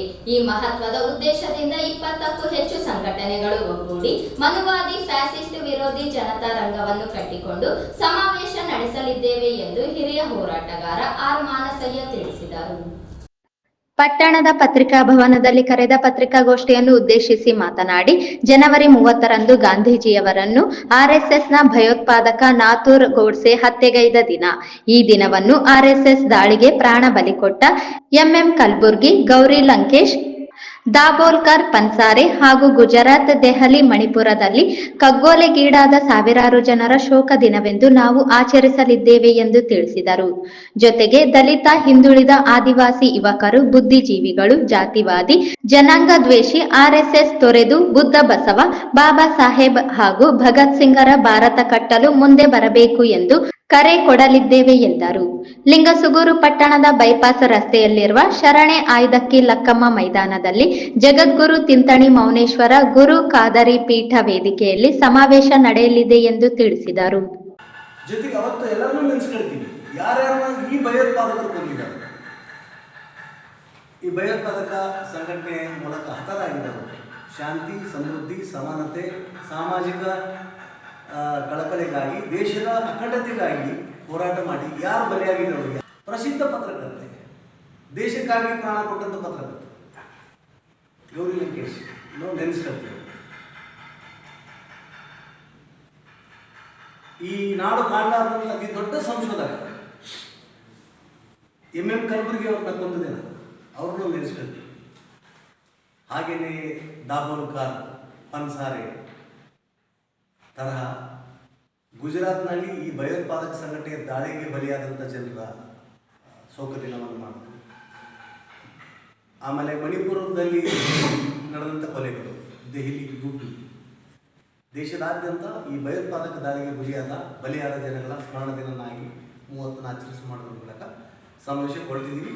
ಇದೇ ಬೇರೆ ಈ ಸಮಾವೇಶದ ಮುಖ್ಯವಾದ ಉದ್ದೇಶ ಏನಂದರೆ ನಮ್ಮ ರಾಷ್ಟ್ರವನ್ನು ನಾವು ರಕ್ಷಣೆ ಮಾಡೋದು. ಭಾರತ ನಮ್ಮ ರಾಷ್ಟ್ರ, ಭಾರತ ನಮ್ಮ ದೇಶ. ಭಾರತ ರಾಷ್ಟ್ರ ಅಲ್ಲ, ಆ್ಯಕ್ಚುಲಿ ಭಾರತ ದೇಶ. ಈ ಭಾರತ ದೇಶವ ನಮ್ಮದು, ಇಲ್ಲಿ ಜೀವಿಸ್ತಕ್ಕಂಥ ಎಲ್ಲರದು. ಅದಕ್ಕೆ ಭಾರತ ಒಂದು ಬಹು ಧರ್ಮೀಯ, ಬಹುಭಾಷಿಕರ, ಬಹು ಜನಾಂಗೀಯ, ಬಹು ಸಾಂಸ್ಕೃತಿಕ ದೇಶ. ರಾಷ್ಟ್ರಕ್ಕೆ ಕರೆಯನ್ನು ಲಿಂಗಸೂರಿಂದ ಕೊಡ್ತಾ ಇದೆ. ಈ ಕರೆ ಕೊಡಬಾರ್ದೇನು. ಅದಕ್ಕೆ ಇವತ್ತು ಯಾಕೆ ರಾಷ್ಟ್ರದ ರಕ್ಷಣೆ ಪ್ರಶ್ನೆ ಬಂತು? ರಾಷ್ಟ್ರವನ್ನ ಈ ಭಯೋತ್ಪಾದಕ ಶಕ್ತಿಗಳಿಂದ, ಫ್ಯಾಸಿಸ್ಟ್ ಶಕ್ತಿಗಳಿಂದ ಕಾಪಾಡುವಂಥ ಹೊಣೆ ಈ ದೇಶದ ಜನಸಾಮಾನ್ಯರ ಪಾಲಿಗೆ ಬಂದಿದೆ. ಯಾಕಂದ್ರೆ ಈ ದೇಶವನ್ನು ಕಟ್ಟಿದ್ದು ನಾವು. ಈ ದೇಶದ ಕೃಷಿ ರಂಗ, ಕೈಗಾರಿಕಾ ರಂಗ, ಬ್ರಿಡ್ಜ್ಗಳು, ರಸ್ತೆಗಳು, ಹೈವೇಗಳು, ಬಂದರುಗಳು, ವಿಮಾನ ನಿಲ್ದಾಣಗಳು, ಕಾರ್ಖಾನೆಗಳು ನಿರ್ಮಾಣ, ಈ ದೇಶವನ್ನು ಕಟ್ಟಿದ್ದೇ ಜನ ನಾವು. ಈ ದೇಶವನ್ನು ಕಟ್ಟಿದ್ದಕ್ಕೆ ಇಂಡಿಯಾ ಅಥವಾ ಭಾರತ ಅಂತ ಹೆಸರಿಟ್ಕೊಂಡು ಡಾಕ್ಟರ್ ಬಾಬಾ ಸಾಹೇಬ್ ಅಂಬೇಡ್ಕರ್ ಅವರು ಕೊಟ್ಟಂಥ ಸಂವಿಧಾನದಡಿ ದೇಶವನ್ನು ಮುಂದೊಯ್ಯಬೇಕಾದ್ರೆ ಇವತ್ತು ಈ ದೇಶಕ್ಕೆ ಅಪಾಯ ಬಂದಿದೆ. ಅದಕ್ಕೆ ದೇಶ ಉಳಿಸುವಂಥ ಹೋರಾಟ ಇದು. ಈ ದೇಶ ನಮ್ಮದು ಅನ್ನುವಾಗ ಈ ದೇಶ ಇಲ್ಲಿ ಎಲ್ಲರೂ, ಇಲ್ಲಿ ವಾಸ ಮಾಡುವಂಥ ಎಲ್ಲರೂ ಅನ್ನುವಾಗ ನಾವು ನೆನಪಿಡಲೇಬೇಕಾಗಿದೆ. ಪರ್ಟಿಕ್ಯುಲರ್ ಆಗಿ ಈ ದೇಶವನ್ನು ಒಂದು ಜನಾಂಗದವರು ಕ್ಲೇಮ್ ಮಾಡ್ತಾ ಇದ್ದಾರೆ. ಒಂದು ಜನಾಂಗ, ಅವರು ಹಿಂದೂ ಹೆಸರಲ್ಲಿ ಅದನ್ನು ಕ್ಲೇಮ್ ಮಾಡ್ತಾ ಇದ್ದಾರೆ. ಹಿಂದೂ ಅಂದರೆ ಆ್ಯಕ್ಚುಲಿ ಹಿಂದೂಸ್ತಾನಿಗಳು ಅಂತ ಅರ್ಥ. ಹಿಂದೂ ಬಗ್ಗೆ ಯಾರಿಗೂ ತಕರಾರಿಲ್ಲ. ಇಂಡಿಯಾದಲ್ಲಿ ವಾಸ ಮಾಡೋದ್ರಲ್ಲಿ ಹಿಂದೂಸ್ತಾನಿಗಳು, ಇದು ಹಿಂದೂಸ್ತಾನ. ಹಿಂದೂಸ್ತಾನ ಅಂದರೆ ಹಿಂದೂಗಳ ಸ್ಥಾನ ಅಲ್ಲ. ಹಿಂದೂಗಳು ಈ ನೆಲದವರೇ, ಮುಸ್ಲಿಮರು ಈ ದೇಶದವರೇ, ಕ್ರೈಸ್ತರು ಈ ದೇಶದವರೇ, ಪಾರ್ಸಿಗಳು ಈ ದೇಶದವರೇ, ಬೌದ್ಧರು ಈ ದೇಶದವರೇ, ಸಿಖ್ರು ಈ ದೇಶದವರೇ, ಲಿಂಗಾಯತರು ಈ ದೇಶದವರೇ, ಯಾವುದೇ ಮತ ಪಂಥದ ಆಚೆ ಆಧ್ಯಾತ್ಮಿಕ ಜೀವನವನ್ನು ಸಾಗಿಸುವಂಥ ಎಲ್ಲರೂ ಈ ದೇಶದವರೇ. ಈ ಬ್ಯಾಕ್ಗ್ರೌಂಡ್ನಲ್ಲಿ ಈ ದೇಶವನ್ನು ಉಳಿಸುವ ಹೋರಾಟಕ್ಕೆ ಸಂದೇಶಕ್ಕಾಗಿ ಈ ಸಮಾವೇಶ ಯಾಕೆ ಇವಾಗ ಮಾಡ್ತಾ ಇದ್ದೀವಿ ಅಂದರೆ 2025 RSS ಹುಟ್ಟಿ 100 ವರ್ಷ. RSS ಈಗಾಗಲೇ ರಾಷ್ಟ್ರೀಯ ಸ್ವಯಂ ಸೇವಕ ಸಂಘ ಈಗಾಗಲೇ ತನ್ನ ಶತ ಜಯಂತಿಗೆ ಕರೆ ಕೊಟ್ಟಿದೆ. ಈಗಾಗಲೇ ಅವರು ನಿರ್ಧಾರ ಮಾಡಿದ್ದಾರೆ, ಈಗಾಗಲೇ ಮಾತಾಡ್ತಿದ್ದಾರೆ. ಈ ವರ್ಷ 2025ರಲ್ಲಿ ಭಾರತ ದೇಶವನ್ನು ಹಿಂದೂ ರಾಷ್ಟ್ರವನ್ನಾಗಿ ಘೋಷಣೆ ಮಾಡ್ತೀವಿ. ಭಾರತ ದೇಶ ಅಥವಾ ಇಂಡಿಯಾ ದೇಶವನ್ನು ಹಿಂದೂ ರಾಷ್ಟ್ರವನ್ನಾಗಿ ಘೋಷಣೆ ಮಾಡೇ ತಿಂತೀವಿ. ಅದಕ್ಕೆ ಅಧಿಕಾರಕ್ಕೆ ಬಂದಿರೋದು 1947 ಸ್ವಾತಂತ್ರ್ಯ ನಮ್ಗೆ ಸ್ವಾತಂತ್ರ್ಯ ಅಲ್ವೇ ಅಲ್ಲ, ಮೊನ್ನೆ ಸಿಕ್ಕಿದೆ ಹೋದ ವರ್ಷ ಸ್ವಾತಂತ್ರ್ಯ ಜನವರಿ 22ಕ್ಕೆ. 2024 ಸ್ವಾತಂತ್ರ್ಯ ಸಿಕ್ಕಿದೆ ರಾಮ್ ಟೆಂಪಲ್ ಎಂಟ್ರಿ ಆದಮೇಲೆ. ಈ ವರ್ಷ ಈ ದೇಶ ಹಿಂದೂ ರಾಷ್ಟ್ರ ಮಾಡಿರ್ತೀವಿ ಅಂತೇಳಿ RSSನ ಫ್ಯಾಸಿಸ್ಟ್ರು BJP ಅಧಿಕಾರವನ್ನು ದುರ್ಬಳಕೆ ಮಾಡ್ಕೊಂಡು ಎಲ್ಲ ರಂಗದಲ್ಲಿ judiciary, administration, CBI, ED, election commission, military ಎಲ್ಲ ರಂಗದಲ್ಲಿ ಆ್ಯಕ್ಚುಲಿ ಕಾಯ್ದೆಯನ್ನು, ಕಾನೂನು, ಸಂವಿಧಾನವನ್ನು ಉಲ್ಲಂಘಿಸಿ ಹಿಂದೂ ರಾಷ್ಟ್ರ ನಿರ್ಮಾಣ ಕೊಂಡಿರುವ ಸಂದರ್ಭದಲ್ಲಿ ಇದು ಹಿಂದೂಗಳ ರಾಷ್ಟ್ರ ಅಲ್ಲ. ನಿಯಮ ಬಾಹಿರ್ಯವಾಗಿ ನಡೆಸುತ್ತಿರುವ ಎಕ್ಸಲೆನ್ಸ್ ಪಬ್ಲಿಕ್ ಹಿರಿಯ ಪ್ರಾಥಮಿಕ ಶಾಲೆಯ ಅನುಮತಿಯನ್ನು ಪರಿಶೀಲಿಸಿ ವಿದ್ಯಾರ್ಥಿಗಳಿಗೆ ಶುಲ್ಕ ಮರುಪಾವತಿ ಮಾಡಿ ಪರ್ಯಾಯ ವ್ಯವಸ್ಥೆ ಕಲ್ಪಿಸಿ ಉತ್ತಮ ಗುಣಮಟ್ಟದ ಶಿಕ್ಷಣ ನೀಡುವಂತೆ ಶಿವಕುಮಾರ್ ಮ್ಯಾಗಡಮನಿ ಆಗ್ರಹಿಸಿದರು. ನಗರದ ಪತ್ರಿಕಾ ಭವನದಲ್ಲಿ ಕರೆದ ಪತ್ರಿಕಾಗೋಷ್ಠಿಯನ್ನು ಉದ್ದೇಶಿಸಿ ಮಾತನಾಡಿ, ರಾಯಚೂರು ನಗರದ ಆಜಾದ್ ನಗರದಲ್ಲಿ ಸಹಾರಾ ಸೇವಾ ಸಂಸ್ಥೆ ರಾಯಚೂರು ಇವರ ಸಂಯೋಗದಲ್ಲಿ ಎಕ್ಸಲೆನ್ಸ್ ಪಬ್ಲಿಕ್ ಹಿರಿಯ ಪ್ರಾಥಮಿಕ ಶಾಲೆಯನ್ನು ಪ್ರಸ್ತುತ ನಡೆಸಲಾಗುತ್ತಿದ್ದು, ಇವರು ಕೇವಲ ಅನುಮತಿಗಾಗಿ ಪ್ರಸ್ತಾವನೆಯ ಅರ್ಜಿ ಸಲ್ಲಿಸಿ ಅನುಮತಿ ಪ್ರಮಾಣ ಪತ್ರವನ್ನು ಪಡೆಯದೆ ಬೇರೊಂದು ಸಂಸ್ಥೆಯ ಅನುಮತಿ ಮೇಲೆ ಈ ಶಾಲೆಯನ್ನು ನಡೆಸುತ್ತಿದ್ದಾರೆ ಎಂಬ ಅನುಮಾನವಿದೆ ಎಂದು ಸಂಶಯ ವ್ಯಕ್ತಪಡಿಸಿದರು. ಕಿರಿಯ ಪ್ರಾಥಮಿಕ ಬದಲಾಗಿ ಹಿರಿಯ ಪ್ರಾಥಮಿಕ ಶಾಲೆಯನ್ನು ನಡೆಸುತ್ತಿದ್ದಾರೆ. ಶಾಲೆಯು ಇಕ್ಕಟ್ಟಾದ ಸ್ಥಳದಲ್ಲಿ ವಸತಿ ಪ್ರದೇಶದಲ್ಲಿ ಯಾವುದೇ ಸುರಕ್ಷತೆ ಇಲ್ಲದ ಟಿನ್ ಶೆಡ್ ನಲ್ಲಿ ನಡೆಯುತ್ತಿದೆ. ಶಾಲೆಗೆ ಕಟ್ಟಡ ಪರವಾನಗಿಯನ್ನು ಪಡೆಯದೆ ಸರಿಯಾಗಿ ಬುನಾದಿಯನ್ನು ಹಾಕದೆ ನಿರ್ಮಿಸಿರುತ್ತಾರೆ. ಕೊಠಡಿಯಲ್ಲಿ ಸರಿಯಾದ ಗಾಳಿ, ಬೆಳಕು ಹಾಗೂ ವಿದ್ಯುತ್ ಸಂಪರ್ಕ ಇಲ್ಲದೆ ಕುಳಿತುಕೊಳ್ಳಲು ವಿದ್ಯಾರ್ಥಿಗಳಿಗೆ ತಕ್ಕದಾದ ಸ್ಥಳಾವಕಾಶ, ಆಸನಗಳ ವ್ಯವಸ್ಥೆ ಇರುವುದಿಲ್ಲ. ಆಟದ ಮೈದಾನ, ಪ್ರತ್ಯೇಕ ಗ್ರಂಥಾಲಯ, ಸಂಖ್ಯೆಗೆ ಅನುಗುಣವಾಗಿ ಪ್ರತ್ಯೇಕವಾದ ಶೌಚಾಲಯದ ವ್ಯವಸ್ಥೆಯೂ ಇರುವುದಿಲ್ಲ ಮತ್ತು ಜೊತೆಗೆ ಈ ಶಾಲೆಯು ಒಂದು ಸರ್ಕಾರೇತರ ಸಂಸ್ಥೆಯ ವತಿಯಿಂದ ನಡೆಸುತ್ತಿರುವ ಕಾರಣ ಶಾಲಾ ಸ್ಥಾಪನೆ ಮಾಡುವ ಹಾಗೂ ಶುಲ್ಕ ನಿಗದಿ ಮಾಡುವ ಕುರಿತು ಆ ಸಂಸ್ಥೆಯ ಸಾಮಾನ್ಯ ಸಭೆಯಲ್ಲಿ ಕಡ್ಡಾಯವಾಗಿ ಠರಾವು ಪಾಸ್ ಮಾಡಿ ತೀರ್ಮಾನಿಸಬೇಕಿತ್ತು. ಈ ಪ್ರಕ್ರಿಯೆಯು ಇಲ್ಲಿ ನಡೆದಿರುವುದಿಲ್ಲ ಎಂದರು. ಶಾಲೆಯಲ್ಲಿ ಓದುತ್ತಿರುವ 300ಕ್ಕೂ ಅಧಿಕ ವಿದ್ಯಾರ್ಥಿಗಳಿಂದ 10 ರಿಂದ 15 ಸಾವಿರದವರೆಗೆ ಹಣವನ್ನು ಶುಲ್ಕ ಇಲ್ಲವೇ ಡೊನೇಷನ್ ರೂಪದಲ್ಲಿ ಪಡೆಯುತ್ತಿದ್ದಾರೆ. ಸಂಸ್ಥೆ ನಡೆಸುವ ಶಾಲೆಯು ದೇಣಿಗೆ ಪಡೆಯಬೇಕು ಬದಲಾಗಿ ವ್ಯವಹಾರದ ರೀತಿಯಲ್ಲಿ ಶುಲ್ಕವನ್ನು ಪಡೆಯುತ್ತಿದ್ದಾರೆ. ಇಲ್ಲಿಯವರೆಗೆ 60 ಲಕ್ಷಕ್ಕೂ ಅಧಿಕ ಹಣವನ್ನು ವಿದ್ಯಾರ್ಥಿಗಳಿಂದ ಶುಲ್ಕ ಮತ್ತು ಡೊನೇಷನ್ ರೂಪದಲ್ಲಿ 6 ವರ್ಷಗಳಲ್ಲಿ ಸಂಗ್ರಹ ಮಾಡಿದ್ದಾರೆ. ಆದರೆ ಇದನ್ನು ಅವರು ತಮ್ಮ ವಾರ್ಷಿಕ ಲೆಕ್ಕ ಪರಿಶೋಧನೆಯಲ್ಲಿ ವಿದ್ಯಾರ್ಥಿಗಳಿಂದ ಶುಲ್ಕದ ರೂಪದಲ್ಲಿ ಸಂಗ್ರಹ ಮಾಡಿರುವುದಾಗಿ ಅವರೇ ತೋರಿಸಿಕೊಂಡಿರುತ್ತಾರೆ. ಪರವಾನಗಿ ಪಡೆಯದೆ ಸಾಮಾನ್ಯ ಸಭೆಯಲ್ಲಿ ಈ ಕುರಿತು ಠರಾವು ಪಾಸ್ ಮಾಡದೆ ಅದಕ್ಕೆ ಸದಸ್ಯರ ಸಹಿಯನ್ನು ಪಡೆಯದಿರುವುದು ವ್ಯವಸ್ಥಿತವಾಗಿ ಮಾಡಿದ ಮೋಸವಾಗಿದೆ. ಶಾಲಾ ಆಡಳಿತ ವ್ಯವಸ್ಥಾಪಕ ಮಂಡಳಿಯಲ್ಲಿ ಪರಿಶಿಷ್ಟ ಪಂಗಡದ ವ್ಯಕ್ತಿ ಇದ್ದಾರೆಂದು ಶಿಕ್ಷಣ ಇಲಾಖೆಗೆ ದೃಢೀಕರಣ ನೀಡಿ ಸಮುದಾಯವನ್ನು ದುರುಪಯೋಗ ಪಡಿಸಿಕೊಳ್ಳಲು ಮುಂದಾಗಿದ್ದಾರೆ ಹಾಗೂ ಶಾಲೆಗೆ ಶಾಲಾ ವಿವರವನ್ನು ಹೊಂದಿರುವ ನಾಮಫಲಕ ಹಾಕದೆ ಟಿನ್ ಶೆಡ್ ನಲ್ಲಿ ಆ ಜಾಗವನ್ನು ಲೀಸ್ಗೆ ಪಡೆದುಕೊಂಡು ಶಿಕ್ಷಣ ಇಲಾಖೆ ಮತ್ತು ಸರ್ಕಾರದ ನಿಯಮಗಳನ್ನು ಉಲ್ಲಂಘಿಸಿ ಈ ಶಾಲೆಯನ್ನು ನಡೆಸುತ್ತಿದ್ದಾರೆ ಎಂದು ಆರೋಪಿಸಿದರು. ಆದ್ದರಿಂದ ಈ ಶಾಲೆಗೆ ಬಿಇಒ, ಡಿಡಿಪಿಐ ಖುದ್ದಾಗಿ ಭೇಟಿ ನೀಡಿ ಸಂಬಂಧಿಸಿದ ಎಲ್ಲ ಅಗತ್ಯ ದಾಖಲೆಗಳನ್ನು ಪರಿಶೀಲನೆ ಮಾಡಿ ಶಾಲಾ ಮಾನ್ಯತೆ ರದ್ದುಪಡಿಸಿ ಸಂಸ್ಥೆಯ ಮುಖ್ಯಸ್ಥರ ಮೇಲೆ ಕಾನೂನು ಕ್ರಮ ಜರುಗಿಸಬೇಕು ಹಾಗೂ ಅಲ್ಲಿ ಈಗ ಓದುತ್ತಿರುವ ಎಲ್ಲಾ ವಿದ್ಯಾರ್ಥಿಗಳಿಂದ ಶುಲ್ಕ, ಡೊನೇಷನ್ ರೂಪದಲ್ಲಿ ಪಡೆದ ಹಣವನ್ನು ಇಲಾಖೆ ಮೂಲಕ ಪಾಲಕರಿಗೆ ಮರುಪಾವತಿ ಮಾಡಿ ಆ ವಿದ್ಯಾರ್ಥಿಗಳಿಗೆ ಹತ್ತಿರದ ಅಥವಾ ಅವರು ಬಯಸಿದ ಶಾಲೆಗಳಿಗೆ ಪ್ರವೇಶಾತಿ ಪಡೆದುಕೊಳ್ಳುವ ನಿಟ್ಟಿನಲ್ಲಿ ಅವಕಾಶ ಕಲ್ಪಿಸಬೇಕು ಮತ್ತು ಉತ್ತಮ ಕಟ್ಟಡ, ಅಗತ್ಯ ಮೂಲಭೂತ ಸೌಕರ್ಯಗಳೊಂದಿಗೆ ಗುಣಮಟ್ಟದ ಶಿಕ್ಷಣವನ್ನು ನೀಡುವಂತೆ ಸೂಕ್ತ ಕ್ರಮ ಕೈಗೊಳ್ಳಬೇಕು ಎಂದು ಒತ್ತಾಯಿಸಿ ಈಗಾಗಲೇ ರಾಯಚೂರು ಕ್ಷೇತ್ರ ಶಿಕ್ಷಣಾಧಿಕಾರಿಗಳು ಹಾಗೂ ಉಪನಿರ್ದೇಶಕರು, ಶಾಲಾ ಶಿಕ್ಷಣ ಇಲಾಖೆ ಇವರಿಗೆ ಈ ಲಿಖಿತ ದೂರನ್ನು ಸಲ್ಲಿಸಿದರೂ ಯಾವುದೇ ಕ್ರಮವನ್ನು ಜರುಗಿಸದೆ ಕಾಲಹರಣ ಮಾಡುತ್ತಿದ್ದಾರೆ. ಈ ರೀತಿಯಲ್ಲಿ ನಗರ ಹಾಗೂ ಜಿಲ್ಲೆಯಲ್ಲಿ ಅನೇಕ ಕಡೆ ಸರ್ಕಾರ ಮತ್ತು ಶಿಕ್ಷಣ ಇಲಾಖೆಯ ನಿಯಮಗಳನ್ನು ಉಲ್ಲಂಘಿಸಿ ಶಿಕ್ಷಣ ಸಂಸ್ಥೆಗಳನ್ನು ನಡೆಸುತ್ತಿದ್ದಾರೆ. ಈ ಕುರಿತು ಗಮನ ಹರಿಸಿ ಕ್ರಮ ಕೈಗೊಳ್ಳದಿದ್ದರೆ ಈ ಅಧಿಕಾರಿಗಳ ವಿರುದ್ಧ ಸಂಬಂಧಿಸಿದ ಎಲ್ಲಾ ಹಂತದ ಮೇಲಧಿಕಾರಿಗಳಿಗೆ ದೂರು ಸಲ್ಲಿಸಿ ಹೋರಾಟಕ್ಕೆ ಮುಂದಾಗಬೇಕಾಗುತ್ತದೆ ಎಂದು ಎಚ್ಚರಿಸಿದರು. ಒಂದು ಶಾಲೆ ನಡೀತಾ ಇದೆ. ಆ ಶಾಲೆಯ ಕುರಿತಂತೆ ನಾವು ಪತ್ರಿಕಾಗೋಷ್ಠಿಯನ್ನು ನಡೆಸ್ತಾ ಇದ್ದೀವಿ. ವಿಶೇಷವಾಗಿ ಅಲ್ಲಿ ನಡೀತಕ್ಕಂಥ ಶಾಲೆ ನಿಯಮ ಬಾಹಿರವಾಗಿ ನಡೀತಾ ಇದೆ. ಶಿಕ್ಷಣ ಇಲಾಖೆ ಮತ್ತು ಸರ್ಕಾರದ ಈ ರೀತಿಯಾಗಿ ಜಿಲ್ಲೆಯಲ್ಲಿ, ನಗರದಲ್ಲಿ ಅನೇಕ ಖಾಸಗಿ ಶಾಲೆಗಳು ಸರ್ಕಾರದ ಶಿಕ್ಷಣ ಇಲಾಖೆ ನಿಯಮಗಳನ್ನು ಉಲ್ಲಂಘನೆ ಮಾಡಿ ಮನಸೋ ಇಚ್ಛೆ ತಮ್ಮದೇ ಆದಂತಹ ಒಂದು ಸ್ವಘೋಷಿತ ನಿಯಮಗಳನ್ನು ರೂಪಿಸಿಕೊಂಡು ಶಾಲೆಗಳನ್ನು ನಡೆಸ್ತಾ ಇರ್ತಕ್ಕಂಥದ್ದು ನಾವು ಕಾಣ್ತಾ ಇದ್ದೀವಿ. ಆದರೆ ಈ ಶಾಲೆಗೆ ಸಂಬಂಧಪಟ್ಟಂತೆ ಅನೇಕ ದಾಖಲೆಗಳು, ಸಂಬಂಧಪಟ್ಟಂತ ಸಾಕ್ಷ್ಯಗಳು ನಮಗೆ ದೊರಕಿರುವ ಕಾರಣ ಈ ಶಾಲೆಯನ್ನ ಗುರಿಯಾಗಿಸಿಕೊಂಡು ಇತರರು ಕೂಡ ಬೇರೆ ನಿಯಮಬಾಹಿರವಾಗಿ ನಡೆಸ್ತಕ್ಕಂಥ ಶಿಕ್ಷಣ ಸಂಸ್ಥೆಗಳು ಕೂಡ ಇದರಿಂದ ಎಚ್ಚೆತ್ತುಕೊಳ್ಳಿ, ಪಾಠವನ್ನು ಕಲಿಯ ಅಂತ ಉದ್ದೇಶದಿಂದ ನಾವಿವತ್ತು ಈ ಪತ್ರಿಕಾಗೋಷ್ಠಿಯನ್ನು ನಡೆಸ್ತಾ ಇದ್ದೀವಿ. ಈಗಾಗಲೇ ಅಲ್ಲಿ ಏನೆಲ್ಲ ಲೋಪಲ್ಸ್ ಇದೆ ಅನ್ನುವಂತಹ ಅಂಶಗಳನ್ನು ಪರಿಗಣಿಸಿ DDPI ಮತ್ತು BO ಅವರಿಗೆ ಖುದ್ದಾಗಿ ಭೇಟಿಯಾಗಿ ಅಲ್ಲಿ ನಾವು ಮನವಿ ಪತ್ರವನ್ನು ಕೂಡ ದೂರನ್ನು ಕೂಡ ಸಲ್ಲಿಸಿದ್ದೀವಿ. ಆ ದೂರಿನಲ್ಲಿ ಬಹಳ ಸ್ಪಷ್ಟವಾಗಿ ಹೇಳಿದ್ದೀವಿ. ಡಿಸೆಂಬರ್ ತಿಂಗಳಲ್ಲಿ ಸಲ್ಲಿಸಿದ ದೂರಿನಲ್ಲಿ ಬಹಳ ಸ್ಪಷ್ಟವಾಗಿ ಏನೇನಾಗಿದೆ ಅನ್ನುವಂಥದ್ದನ್ನು ಕೂಡ ನಾವು ಹೇಳಿದ್ದೀವಿ. ಯಾಕಂದರೆ ಅವರು ಕಿರಿಯ ಪ್ರಾಥಮಿಕ ಶಾಲೆಗೆ ಅನುಮತಿಗಾಗಿ ಅರ್ಜಿಯನ್ನು ಸಲ್ಲಿಸಿದ್ದಾರೆ ಪ್ರಮಾಣ ಪತ್ರಕ್ಕಾಗಿ. ಆದರೆ ಇವತ್ತಿಗೂ ಕೂಡ ಇಲಾಖೆಯವರು ದಾಖಲೆಗಳನ್ನು ನಾವು ಸರ್ಟಿಫೈಡ್ ಮಾಡಿ ದಾಖಲೆಗಳನ್ನು ತಗೊಂಡಿದ್ದೀವಿ.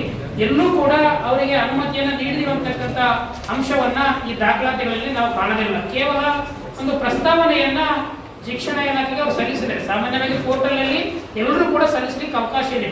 ಆ ರೀತಿಯಾದಂತಹ ಪ್ರಸ್ತಾವನೆ ಸಲ್ಲಿಸಿದ್ದಾರೆ. ನಮಗೆ ಸುಮಾರು 150ಕ್ಕೂ ಅಧಿಕ ಪಟ್ಟಣ ದಾಖಲೆಗಳನ್ನ ಬೇರೆ ಬೇರೆ ದಾಖಲೆಗಳನ್ನು ಕೊಟ್ಟಿದ್ದಾರೆ. ಎಲ್ಲೂ ಕೂಡ ಒಂದೇ ಒಂದು ಕಡೆ ಆ ಶಾಲೆಯನ್ನ ಅಧಿಕೃತವಾಗಿ ಶಿಕ್ಷಣ ಇಲಾಖೆಯಿಂದ ಪರವಾನಗಿಯನ್ನು ಪಡೆದಿದ್ದಾರೆ ಅನ್ನುವಂಥ ಅಂಶವನ್ನ ಇವರುಗಳು ಹೇಳಿರಲಿಲ್ಲ. ಅದರ ಜೊತೆಗೇನೆ ಮುಖ್ಯವಾಗಿ ಆ ರೀತಿ ನಡೆಸ್ತಕ್ಕಂಥ ಶಾಲೆ ಸಾಕಷ್ಟು ನಿಯಮಗಳನ್ನ ಉಲ್ಲಂಘನೆ ಮಾಡಿದೆ. ಅಂದ್ರೆ ಒಂದು NGO ನಡೆಸ್ತಕ್ಕಂಥ ಶಾಲೆ ದೇಣಿಗೆಯನ್ನು ತಗೊಳ್ಬೇಕು ಹೊರತು ಶುಲ್ಕವನ್ನು ತಗೊಳ್ಬಾರದು ಅನ್ನುವಂತಹ ನಿಯಮ ಕೂಡ ಇದೆ. ಆದರೆ ಆ ಶಾಲೆ ಶುಲ್ಕ ಅಲ್ಲ, ಡೊನೇಷನ್ ತಗೊಳ್ತಾ ಇದೆ. ಅಲ್ಲಿ ಓದ್ತಕ್ಕಂಥ ಬಹುತೇಕರು ಕೂಡ ಅಲ್ಪಸಂಖ್ಯಾತರು, ಬಡವರು, ಹಿಂದುಳಿದ ಮತ್ತು ಸಾಮಾನ್ಯ ವರ್ಗಕ್ಕೆ ಸೇರ್ತಕ್ಕಂಥ ಒಂದು ಜನಸಮುದಾಯದ ವಿದ್ಯಾರ್ಥಿಗಳು. ಆ ವಿದ್ಯಾರ್ಥಿಗಳಿಂದ 10 ರಿಂದ 15 ಸಾವಿರ ರೂಪಾಯಿ ಶುಲ್ಕವನ್ನ ವಿಶೇಷವಾಗಿ ಡೊನೇಷನ್ ರೂಪದಲ್ಲಿ ತಗೊಳ್ತಾ ಇದ್ದಾರೆ ಅನ್ನುವಂಥದ್ದು ಕೂಡ ನಮ್ಗೆ ಗಮನಕ್ಕೆ ಬಂದಿದೆ. ದುರಂತ ಏನಪ್ಪ ಅಂದ್ರೆ ಆ ರೀತಿಯಾದಂತಹ ಪೋಷಕರು, ಪಾಲಕರು ಯಾರು ಕೂಡ ಮುಂದೆ ಬರ್ತಾ ಇಲ್ಲ. ನಾವು ಫೀಸ್ ಕಟ್ಟಿದಂತ ಊರಲ್ಲಿ ಹೇಳ್ತಾ ಇದ್ದಾರೆ, ಅಧಿಕೃತ ದಾಖಲೆಗಳನ್ನು ಕೊಡಿ ಅಂತೇಳಿ BO ಆಫೀಸಿಂದ DDPI ಕೊಡ್ತಾ ಇಲ್ಲ. ಹಾಗಾಗಿ ನಾವು ಇವತ್ತು ಅಧಿಕಾರಿಗಳ ಹತ್ರ ನಾವು ಬಹಳ ಗಂಭೀರವಾಗಿ ಚರ್ಚೆ ಮಾಡಿ ಹೇಳಿದೀವಿ. ನೀವು ಆ ಶಾಲೆಗೆ ಖುದ್ದಾಗಿ ಭೇಟಿ ನೀಡಿ. ಒಂದು ಟೀಮ್ ಶೆಡ್ನ ಕಟ್ಟಡದಲ್ಲಿ ಶಾಲೆ ನಡೀತಾ ಇದೆ. ಅಸುರಕ್ಷಿತವಾದಂತಹ ಒಂದು ವಾತಾವರಣ ಇದೆ, ಭಯದ ವಾತಾವರಣ ಇದೆ. ಸುಮಾರು 300ಕ್ಕೂ ಅಧಿಕ ವಿದ್ಯಾರ್ಥಿಗಳು ಆ ಶಾಲೆಯಲ್ಲಿ ಒಂದು ಪಾಠ ತರಗತಿಗಳನ್ನ ಕಲಿತಾ ಇದ್ದಾರೆ. ಸೊ ಒಂದು ಟೀಮ್ ಶೆಡ್ ನಲ್ಲಿ ಜನವಸತಿ ಪ್ರದೇಶದಲ್ಲಿ ಕೇವಲ DDPI ಆಫೀಸಿಂದ ಕೂಗಳಕ್ಕೆ ದೂರದಲ್ಲಿದೆ, 150 ಮೀಟರ್ ಅಷ್ಟೇ. ಆ ಜನತೆಗಳ ಹೊಸ DDPI ಆಫೀಸ್ಗೂ ಇರ್ತಕ್ಕಂಥ ಶಾಲೆಗೂ ಅಂತರ ಕೇವಲ ಕಡಿಮೆ ಅಂತರ. ಆದರೂ ಕೂಡ ಯಾವೊಬ್ಬ ಅಧಿಕಾರಿ ಕೂಡ ಆ ಶಾಲೆ ಸ್ಥಿತಿ ಏನು, ಆ ಶಾಲೆ ಗುಣಮಟ್ಟದ ಶಿಕ್ಷಣ ನೀಡುತ್ತಾ ಇದೆಯಾ, ಸುಸ್ಥಿತಿಯಲ್ಲಿ ಇದೆಯಾ, ಅಥವಾ ಫೀಸ್ ವಿಚಾರದಲ್ಲಿ ಆಯ್ತು, ಮಕ್ಕಳ ವಿಚಾರದಲ್ಲಿ ಆಯ್ತು, BRP ಆಯ್ತು, CRC ಆಯ್ತು, ಸಂಬಂಧಪಟ್ಟಂತ BO ಆಯ್ತು, ಮ್ಯಾನೇಜರ್ ಆಯ್ತು, ಯಾರು ಕೂಡ ಭೇಟಿ ಕೊಡ್ತಾ ಇಲ್ಲ. ನಮ್ಮಂತವ್ರು ಹಿಂದೆ ಕೂಡ ಯಾರು ಒಬ್ರು ಇಬ್ರು ದೂರು ಕೊಟ್ಟ ಸಂದರ್ಭದಲ್ಲಿ ನೆಪ ಮಾತ್ರಕ್ಕೆ ಆಫೀಸಲ್ಲಿ ಕುಳಿತು ವರದಿ ಮಾಡಿ ಅದನ್ನ ಸರಿಪಡಿಸಿದಂತ ಅನೇಕ ಉದಾಹರಣೆಗಳನ್ನು ಕಾಣ್ತಾ ಇದ್ದೀವಿ. ಹಾಗಾಗಿ ನಾವು ನಮ್ಮ ಗಮನಕ್ಕೆ ಬಂದ ಮೇಲೆ ಸೀರಿಯಸ್ ಆಗಿ ಆ ವಿದ್ಯಾರ್ಥಿಗಳಿಗೆ ನ್ಯಾಯ ಕೊಡಿಸಬೇಕು. ವಿಶೇಷವಾಗಿ ಆ ಶಾಲೆ ಕಟ್ಟಡ ಪರವಾನಗಿ ಇಲ್ಲ ಅಂತ ಹೇಳ್ತಾ ಇದ್ದೀರಾ. ಆಮೇಲೆ ನಾವು ನಮ್ಮ ಕೊಟ್ಟಿರ್ತಕ್ಕಂಥ ದಾಖಲಾತಿಗಳಲ್ಲಿ ಅಗ್ನಿ ಸುರಕ್ಷಿತ ಪ್ರಮಾಣ ಪತ್ರ ಇಲ್ಲ, ಕಟ್ಟಡ ಪ್ರಮಾಣ ಪತ್ರ ಇಲ್ಲ. ಅದರ ಜೊತೆಗೆ ಕೂಡ ಆ ದೇಣಿಗೆ ಬದಲಾಗಿ ಶುಲ್ಕವನ್ನು ತಗೊಳ್ತಾ ಇದ್ದಾರಾ. ಪ್ರತ್ಯೇಕವಾದಂತ ಆಟದ ಮೈದಾನ ಇರಬೇಕಂತ ನಿಯಮ ಇದೆ, ಅದು ಕೂಡ ಇಲ್ಲ. ಪ್ರತ್ಯೇಕವಾದಂತ ಗ್ರಂಥಾಲಯದ ವ್ಯವಸ್ಥೆ ಇರಬೇಕಂತಿದೆ, ಅದು ಕೂಡ ಇಲ್ಲ. ಕೊಠಡಿ ಅದು ಕೂಡ ಇಲ್ಲ. ಇಂಥ ಅನೇಕ ನ್ಯೂನತೆಗಳನ್ನ ಇವತ್ತು ಆ ಶಾಲೆ ಹೊಂದಿದೆ. ಸೊ ಇವೆಲ್ಲವೂ ಕೂಡ ಈ ಸಂದರ್ಭದಲ್ಲಿ HM ಬಾಬು, ಬಸವರಾಜ ಸೇರಿದಂತೆ ಇತರರಿದ್ದರು.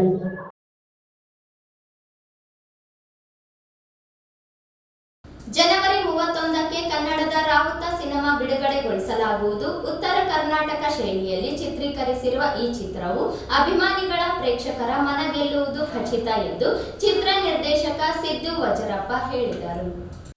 ಇದೇ ಜನವರಿ 31ರಂದು ಹೀರೋ ಆಗಿ ರಾಜ್ ಪ್ರವೀಣ್ ಮತ್ತು ಹೀರೋಯಿನ್ ಆಗಿ ಭವಾನಿ ಪುರೋಹಿತ್ ನಟಿಸಿರುವ ರಾವುತ ಚಲನಚಿತ್ರವು ರಾಜ್ಯದಾದ್ಯಂತ ಬಿಡುಗಡೆಗೊಳ್ಳುತ್ತಿದ್ದು, ಈ ಚಿತ್ರದ ಪ್ರಚಾರದ ಅಂಗವಾಗಿ ರಾವುತ ಚಿತ್ರತಂಡವು ಸಿಂಧನೂರು ಪತ್ರಿಕಾ ಭವನದಲ್ಲಿ ಸುದ್ದಿಗೋಷ್ಠಿ ನಡೆಸಿ ತಿಳಿಸಿದರು. ಈ ರಾವುತ ಚಲನಚಿತ್ರವು ಕನ್ನಡದ ಇನ್ನೊಂದು ನಾಗಮಂಡಲ ಆಗುವ ಎಲ್ಲಾ ಲಕ್ಷಣಗಳು ಗೋಚರಿಸುತ್ತಿದ್ದು, ಸಂಪೂರ್ಣ ಉತ್ತರ ಕರ್ನಾಟಕದ ಶೈಲಿಯಲ್ಲಿ ಚಿತ್ರೀಕರಿಸಿದ್ದು, ಪ್ರಮುಖವಾಗಿ ಒಬ್ಬ ವ್ಯಕ್ತಿ ಸಾವಿನ ನಂತರದ ಪಯಣ ಎಲ್ಲಿಗೆ ಎನ್ನುವುದು ಈ ಚಿತ್ರದಲ್ಲಿ ಗೊತ್ತಾಗುವುದು ಎಂದು ತಿಳಿಸಿದರು. ಈ ಚಿತ್ರದ ಛಾಯಾಗ್ರಹಣ ವಿನಯ್ ಗೌಡ, ಸಂಗೀತ ಸಚಿನ್ ಶರ್ಮಾ, ಸಂಕಲನ ಅರವಿಂದ್ ರಾಜ್, ನೃತ್ಯ ಸೂರಿ ಮಾಸ್ಟರ್, ಸಾಹಿತ್ಯ ಸುರೇಶ್ ಕಂಬಳಿ, ಲಕ್ಷ್ಮೀಕಾಂತ್, ರಾಜಶೇಖರ್, ಸಂತು, ಮಾರೇಶ್ ಕನಕಗಿರಿ, ರಾಘವ ಗೌಡಪ್ಪ, ಯಮನೂರು, ನಾಗರಾಜ ಮುದ್ಯಾಲಗುಂದಿ, ಪತ್ರಿಕಾ ಸಂಪರ್ಕ ಸುಧೀಂದ್ರ ವೆಂಕಟೇಶ್, ಡಾಕ್ಟರ್ ಪ್ರಭು ಗುಡಿಹಾಳ, ಡಾಕ್ಟರ್ ವೀರೇಶ್ ಅಂಗಡಿ, ಡಿಜಿಟಲ್ ಪ್ರಚಾರ ರಮೇತ್ ಏಲಕ್ಕಿ ಸೇರಿದಂತೆ ಇನ್ನು ಮುಂತಾದವರಿದ್ದಾರೆ ಎಂದರು. ಇನ್ನೂ ಒಂದಿಷ್ಟು ಡಿಸ್ಟ್ರಿಬ್ಯೂಟರ್ಗಳು 24 ನಂತರ ನಮ್ಗೆ ಒಂದಿಷ್ಟು ಸ್ಟೇಟ್ ಲಿಸ್ಟ್ ಕೊಡ್ತೀನಿ ಅಂತ ಹೇಳಿದ್ದಾರೆ. ಅದಾದ್ಮೇಲೆ ಕೆಲವೊಂದಿಷ್ಟು ಸೆಂಟರ್ಗಳು ಕನ್ಫರ್ಮ್ ಆಗುತ್ತೆ. 130 to 150 ಆಗ್ಬೋದು ಸರ್. ಅಲ್ಲಿ ನಾವು ಇಲ್ಲಿವರೆಗೂ ಮಾಡಿರ್ತಕ್ಕಂಥ ಕೆಲಸ ಆಗ್ಲಿ, ಅಲ್ಲಿ ಜನರುಗಳು ಪರಿಚಯ ಆಗ್ಲಿ ಆಗಿರೋದ್ರಿಂದ ನಮ್ಮ ಸಿನಿಮಾನೇ ನೋಡ್ಬಿಟ್ಟು ಜಾಕ್ ಮಂಜು ಅವರೇ ನಮ್ಮ ಸಿನಿಮಾ ಅಂದ್ರೆ ವಿಕ್ರಾಂತ್ ನಿರ್ಮಾಪಕರೇ ಅವರೇ ಇದು ಮಾಡ್ತಾ ಇದ್ದಾರೆ ಸರ್, ಡಿಸ್ಟ್ರಿಬ್ಯೂಟ್ ಅವರೇ ಮಾಡ್ಕೊಡ್ತಾರೆ. ಸೆನ್ಸರ್ ಸರ್ಟಿಫಿಕೇಟ್ ಆಗಿದೆ, US ಕೊಪ್ಪಳದ ಜಿಲ್ಲೆಯಲ್ಲಿ ಬಹುತೇಕ ಚಿತ್ರೀಕರಣ ಆಗಿದ್ದು ಮುಕ್ಕುಂಪಿ, ಜಬ್ಬಲಗುಡ್ಡ, ಬೆಂಗಳೂರು ಕುಮಾರಮ್ಮನ ಬೆಟ್ಟ, ಕನಕಗಿರಿ, ಹಂಪೆ ಮತ್ತೆ ಇನ್ನು ಸುತ್ತಮುತ್ತಲು ವಾತಾವರಣದಲ್ಲಿ ಆಗಿದೆ ಸರ್. ಮಿಕ್ಕಿದ್ದೆಲ್ಲ ಅಂದ್ರೆ CG ವರ್ಕ್ ಮತ್ತೆ ಸಾಂಗ್ ಸೆಟಪ್, ಸಾಂಗ್ಸ್ ಎಲ್ಲ ನಾನು ಬೆಂಗಳೂರಲ್ಲಿ ಮಾಡ್ಕೊಡ್ತೀನಿ ಸರ್. ಒಂದು ರೆಫರೆನ್ಸ್ ಬೇಕನ್ನೋ ಉದ್ದೇಶದಿಂದ ನಾಗಮಂಡಲ ಸಿನಿಮಾ ಏನಿದೆ TS ನಾಗಭರಣ ಅವ್ರದ್ದು, ಅದೇ ಪ್ಯಾಟರ್ನ್ ಅಲ್ಲಿ ಇಟ್ಕೊಂಡಿದೆ. ಅದು ಕೂಡ ನಮ್ಗೆ ಒನ್ ಆಫ್ ದಿ ಇನ್ಸ್ಪಿರೇಷನ್ ಅದು ನಮ್ಗೆ ಚಿಕ್ಕ ವಯಸ್ಸಿನಿಂದ ಅದು ನೋಡ್ತಾನೆ ಬೆಳೆದಿರೋದ್ರಿಂದ ಆ ತರದ ಒಂದು ದೃಶ್ಯ ಕಾವ್ಯ ತೆಗಿಬೇಕು ಅಂತ ಹೇಳಿ ತೆಗೆದಿರುವಂತ ಚಿತ್ರ ಸರ್. ಯಾಕಂದ್ರೆ ನಮ್ಮ ಮಣ್ಣಿನ ಸೊಗಡನ್ನ ತುಂಬಾ ಅಚ್ಚುಕಟ್ಟಾಗಿ ತೋರಿಸಿದಂತ ಮೊದಲನೇ ಚಿತ್ರ ಅದು. ಹಾಗಾಗಿ ನೋಡಿದವರು ಕೂಡ ಈ ಅದೇ ಸಿನಿಮಾಗೆ ಹೋಲಿಕೆ ಮಾಡಿದ್ರು, ಅದನ್ನೇ ನಾವು ಸ್ವಲ್ಪ ಕಂಟಿನ್ಯೂ ಮಾಡಿದ್ವಿ ಸರ್. ಪ್ರೀಮಿಯರ್ ಶೋ ಆದ್ಮೇಲೆ ನಾಗಮಂಡಲದ ತರ ಸಿನಿಮಾ ಇದೆ ಅಂತ ಹೇಳಿದ್ರು, ನಾವು ಅದನ್ನೇ ಕ್ಯಾಚ್ ಮಾಡ್ಕೊಂಡು ಬರ್ತಾ ಇದ್ವಿ. ಜನವರಿ 31 ಬಿಡುಗಡೆ ಮಾಡ್ತೀವಿ ಸರ್, ಮೀಡಿಯಂ ಬಜೆಟ್ ಅಂತ ಹೇಳ್ಬೋದು. ನಾಯಕನ ಬೆಂಗಳೂರು ಅವರೇ ಸರ್, ರಾಜ್ ಪ್ರವೀಣ್ ಅಂತ ಹೇಳಿ. ನಾಯಕಿ ಬಂದ್ಬಿಟ್ಟು ರಂಗಭೂಮಿ ಕಲಾವಿದೆ ಭವಾನಿ ಪುರೋಹಿತ್. ಅಂದ್ರೆ ಸತ್ತ ನಂತರ ಏನಾಗುತ್ತೆ ಅನ್ನೋದನ್ನ ಎಲ್ಲರ ಇವಾಗ ಪುರಾಣಗಳಲ್ಲಿ ಅಂತ ಬಂದಾಗ ಗರುಡ ಪುರಾಣದ ಪ್ರಕಾರ ಬಂದ್ರೆ ನರಕ ಮತ್ತೆ ಸ್ವರ್ಗ ಅಂತಿದೆ. ಕೆಟ್ಟದ್ ಮಾಡಿದವನಿಗೆ ಒಂಥರ ಶಿಕ್ಷೆ, ಒಳ್ಳೇದ್ ಮಾಡಿದವನಿಗೆ ಒಂಥರ ವೈಭೋಗ ಅನ್ನೋ ತರ ಒಂದು ಏನ್ ಸಿದ್ಧಾಂತ ಇದೆಯಲ್ಲ, ಅದು ಅಲ್ಲಿಗೆ ಡೆಸ್ಟಿನೇಷನ್ ಆಯ್ತು. ಆದ್ರೆ ಸತ್ತ ನಂತರ ಇಲ್ಲಿಂದ ಈಗ ಇನ್ನೊಂದಿಷ್ಟು ಸಿದ್ಧಾಂತಗಳ ಪ್ರಕಾರ ಬಂದ್ರೆ ನಾವು 11 ದಿನಗಳ ಕಾಲ ಆತ್ಮ ಇಲ್ಲೇ ಇರುತ್ತೆ, ಇದಾದ್ಮೇಲೆ ಎಲ್ಲಿ ಹೋಗುತ್ತೆ ಅನ್ನೋದ್ರ ಬಗ್ಗೆ ಹೇಳ್ತಾರೆ. ಬಟ್ ಆತ್ಮ ಚಲನೆ ಹೆಂಗ್ ಪಡೆಯುತ್ತೆ, ಮರು ಜನ್ಮಕ್ಕೆ ಹೆಂಗ್ ಬರುತ್ತೆ ಅನ್ನೋದನ್ನ ಈ ಚಿತ್ರದ ಮೂಲಕ ನಾವೇನ್ ಮಾಡಿದೀವಿ. ಸಾವಿನ ನಂತರದ ಪಯಣ ಹೆಂಗಿರುತ್ತೆ, ಪುನರ್ಜನ್ಮ ಆಗ್ಲಿ ಅಥವಾ ಇನ್ನೊಂದು ಜನ್ಮನ ಪಡೆಯೋದಾಗ್ಲಿ, ಅದು ಯಾವ ರೀತಿ ಆ ಪ್ರೋಸೆಸ್ ಅಲ್ಲಿ ಇರುತ್ತೆ ಅನ್ನೋದನ್ನ ಈ ಚಿತ್ರದಲ್ಲಿ ನಾವು ಬಗೆಹರಿಸುವಂತ ಸಣ್ಣ ಪ್ರಯತ್ನ ಮಾಡಿದೀವಿ. ಒಂದು ಸಾವಿನ ನಂತರದ ಕಥೆನ ನಾನು ಇಲ್ಲಿಂದ ಪ್ರಸ್ತುತ ಪಡಿಸ್ತಾ ಇದ್ದೀನಿ. ಗಂಡುಗಲಿ ಕುಮಾರಮ್ಮ ಅಂದ್ರೆ 12th century before independence story ಆಗಿದ್ದು ಎಲ್ಲ ವಸ್ತ್ರ ವಿನ್ಯಾಸ ಆಗಿರ್ಲಿ, ಡೈಲಾಗ್ ಡೆಲಿವರಿ ಆಗಿರ್ಲಿ, ಎಲ್ಲ ನಮ್ಮ ಉತ್ತರ ಕರ್ನಾಟಕದ ಮಣ್ಣಿನ ಸೊಗಡನ್ನೇ ಹೊಂದಿರುವಂತದ್ದು ಚಿತ್ರ ಆಗಿದೆ. ಕಂಪ್ಲೀಟ್ ಆಗಿ ನಾನು ಸೈದ್ಧಾಂತಿಕ ಅಂಶಗಳನ್ನ ನಮ್ಮ ಭಾಷೆಗೆ ಮತ್ತೆ ನಮ್ಮ ಸುತ್ತಮುತ್ತಲಿನ ಪಾತ್ರಗಳೊಂದಿಗೆ ಬೆರೆಸುವಂತ ಪ್ರಯತ್ನ ಇದರಲ್ಲಿ ನಾನು ಮಾಡಿದ್ದೀನಿ. ಅದರಲ್ಲಿ ಕೂಡ ನಾನು ತಕ್ಕ ಮಟ್ಟಿಗೆ ಗೆಲುವು ಕಂಡಿದ್ದೀನಿ ಅಂತಾನು ಅನ್ಕೊಂಡಿದ್ದೀನಿ. ಯಾಕಂದ್ರೆ ಅಲ್ಲಿ ಇರ್ತಕ್ಕಂಥ ಕೆಲವು ಸಾಹಿತಿಗಳಾಗ್ಲಿ ಮತ್ತೆ ಕೆಲವೊಂದಿಷ್ಟು ನಿಮ್ಮಂತ ಪತ್ರಿಕಾ ಸ್ನೇಹಿತರಾಗ್ಲಿ ಸಿನಿಮಾ ನೋಡ್ಬಿಟ್ಟು ಆಲ್ರೆಡಿ ಪ್ರೀಮಿಯರ್ ಶೋ ಆಗಿದೆ, ನೋಡ್ಬಿಟ್ಟು ತುಂಬಾ ಒಳ್ಳೆ ಪ್ರಶಂಸೆ ಸಿಕ್ಕಿದೆ. ಆಮೇಲೆ ಸೆನ್ಸರ್ಸ್ ಮಂಡಳಿ ಕಡೆಯಿಂದನೂ ಒಂದು ಒಳ್ಳೆ ಪ್ರಶಂಸೆ ಸಿಕ್ಕಿದೆ.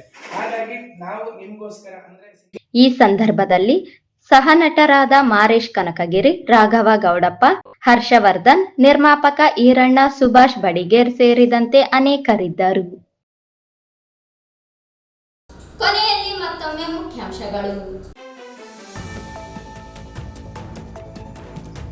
ಸರ್ಕಾರಿ ಭೂಮಿಯಲ್ಲಿರುವ ಎಲ್ಲ ಅಕ್ರಮ ಕಟ್ಟಡ ತೆರವುಗೊಳಿಸಲು ಶಿವರಾಜ್ ಪೊಲೀಸ್ ಪಾಟೀಲ್ ಆಗ್ರಹ.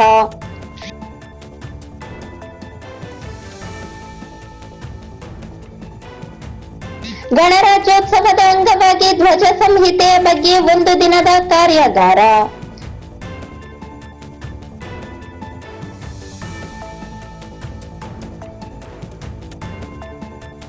ಫೆಬ್ರವರಿ 10ರಂದು ಮಡಿವಾಳ ಮಾಚಿದೇವ ಜಯಂತಿ ಹಿನ್ನೆಲೆಯಲ್ಲಿ ಪೂರ್ವಭಾವಿ ಸಭೆ.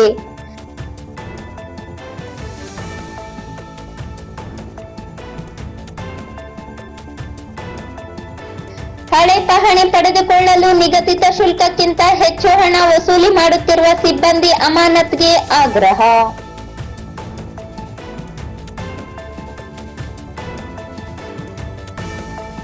ಫೆಬ್ರವರಿ 4ರಂದು ಸವಿತಾ ಮಹರ್ಷಿ ಜಯಂತಿ ಪೂರ್ವಭಾವಿ ಸಭೆ.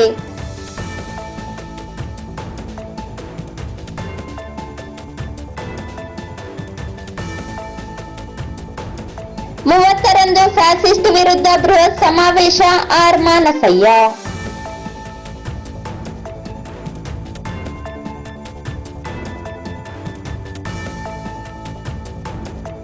ಎಕ್ಸಲೆನ್ಸ್ ಕಿಮ್ಸ್ ಶಾಲಾ ಮಕ್ಕಳ ಶುಲ್ಕವನ್ನು ಪಾಲಕರಿಗೆ ಮರುಪಾವತಿಗೆ ಆಗ್ರಹ.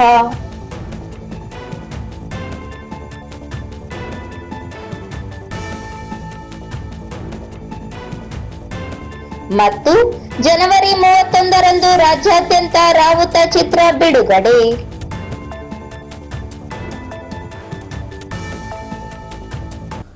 ಇಲ್ಲಿಗೆ ವಾರ್ತಾ ಪ್ರಸಾರ ಮುಕ್ತಾಯವಾಯಿತು. ಮುಂದಿನ ಅಮೋಘ ವಾರ್ತೆಗಳೊಂದಿಗೆ ಪುನಃ ಭೇಟಿಯಾಗೋಣ. ವಂದನೆಗಳು. ನೀವೇನಾದ್ರೂ ಸಣ್ಣ ಪುಟ್ಟ ಕೆಲಸ ಮಾಡ್ತಿದ್ದೀರಾ? ಅದ್ರಲ್ಲಿ ನಿಮ್ಗೆ ಸಂಬಳ ಸಾಕಾಗ್ತಿಲ್ವಾ? ಇನ್ಕಮ್ ಏನು ಬರ್ತಿಲ್ವಾ? ಬರೋ ಸಂಬಳದಲ್ಲಿ ಜೀವನ ನಡ್ಸಕ್ ಆಗ್ತಿಲ್ವಾ? ಸೈಡ್ ಬಿಸ್ನೆಸ್ ಮಾಡಿ ಇನ್ಕಮ್ ಗಳಿಸೋ ಆಸೆ ಇದೆನಾ? ಹಾಗಾದ್ರೆ ಚಿಂತೆ ಬಿಟ್ಬಿಡಿ. ರಿಯಲ್ ಎಸ್ಟೇಟ್ ಬಿಸ್ನೆಸ್ಗೆ ಬನ್ನಿ. ಬಿಡುವಿನ ಸಮಯದಲ್ಲಿ ಇನ್ಕಮ್ ಜೊತೆಗೆ ಲಕ್ಷ ಲಕ್ಷ ಸಂಪಾದನೆ ಮಾಡಿಕೊಳ್ಳಿ. ನಿಮ್ ಜೀವನದಲ್ಲಿ ರಿಯಲ್ ಎಸ್ಟೇಟ್ ಹೊಸ ತಿರುವು ಕೊಡುತ್ತೆ. ರಿಯಲ್ ಎಸ್ಟೇಟ್ ಉದ್ಯಮದಲ್ಲಿ ಹೆಸರುವಾಸಿಯಾದ SR ಡೆವಲಪರ್ ಜೊತೆಗೆ ಕೈ ಜೋಡಿಸಿ. SR ಡೆವಲಪರ್ ಅವರು ಲೇಔಟ್ ನಿರ್ಮಾಣ ಮಾಡಿ ಸೈಟ್ ಸೆಲ್ಲಿಂಗ್ ಅಲ್ಲಿ ನಂಬರ್ 1 ಸರ್ವಿಸ್ ಕೊಡ್ತಾರೆ. ಡಾಕ್ಯುಮೆಂಟ್ ಪರ್ಫೆಕ್ಟ್ ಇರುತ್ತೆ, ನಿಮ್ ದುಡ್ಡಿಗೆ ಗ್ಯಾರಂಟಿ ಇರುತ್ತೆ, ನಿಮ್ ಫ್ಯೂಚರ್ ಸಹ ಚೆನ್ನಾಗಿರುತ್ತೆ.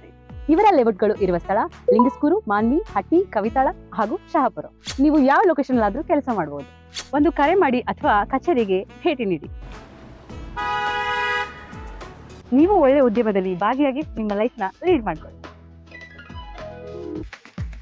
Shri Bhairoba milk dairy. ನಮ್ಮಲ್ಲಿ ಎಲ್ಲಾ ತರಹದ ಡೈರಿ ಉತ್ಪನ್ನಗಳು ಲಭ್ಯವಿವೆ. ಮದುವೆ ಹಾಗೂ ಇನ್ನಿತರೆ ಸಮಾರಂಭಗಳಿಗೆ ಆರ್ಡರ್ಗಳನ್ನು ತೆಗೆದುಕೊಳ್ಳಲಾಗುತ್ತದೆ.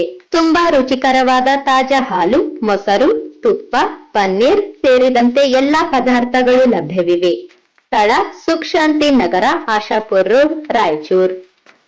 Mobile number 9035061741 9353647408.